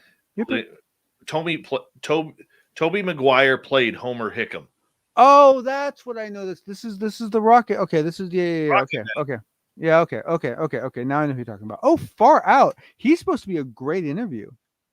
There is the gorgeous and talented Jennifer Richardson Elizalde, pardon me. Hanging on out. Haven't seen her for a while. Merry Christmas to you. Jennifer Richardson Elizalde. Cool. Good to have you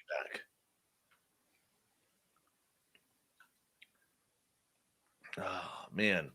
Yeah, Tim McMillan tomorrow night's going to be good.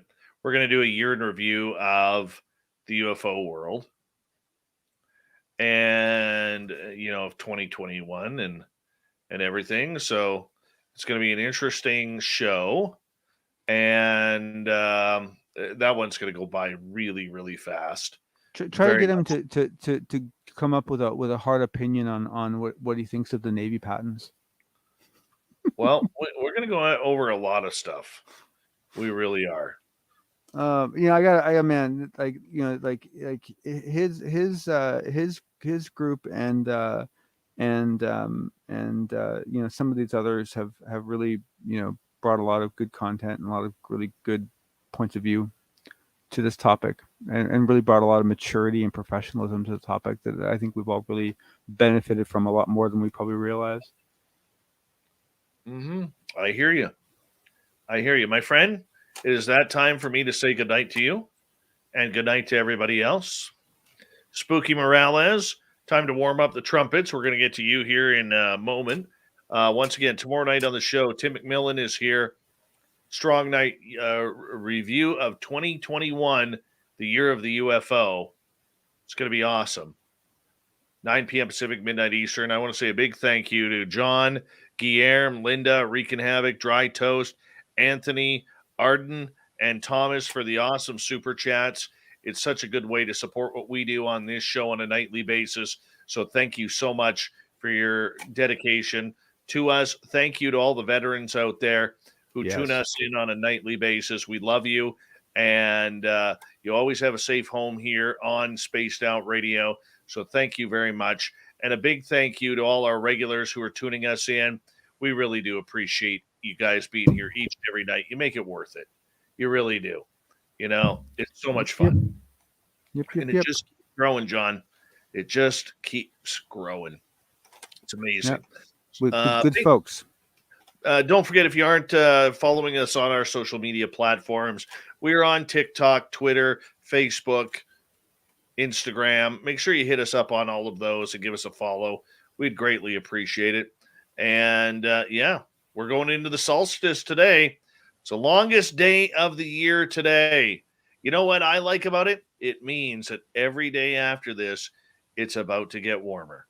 I got to admit, that's one thing that kills me is I miss being able to go to the park at 7:00 at night and walk home at 8:30. All right, man. All right, Johnny. You take care. We'll see the rest of you audience tomorrow night. Mr. Spooky Morales, it is time once again for you to take us home.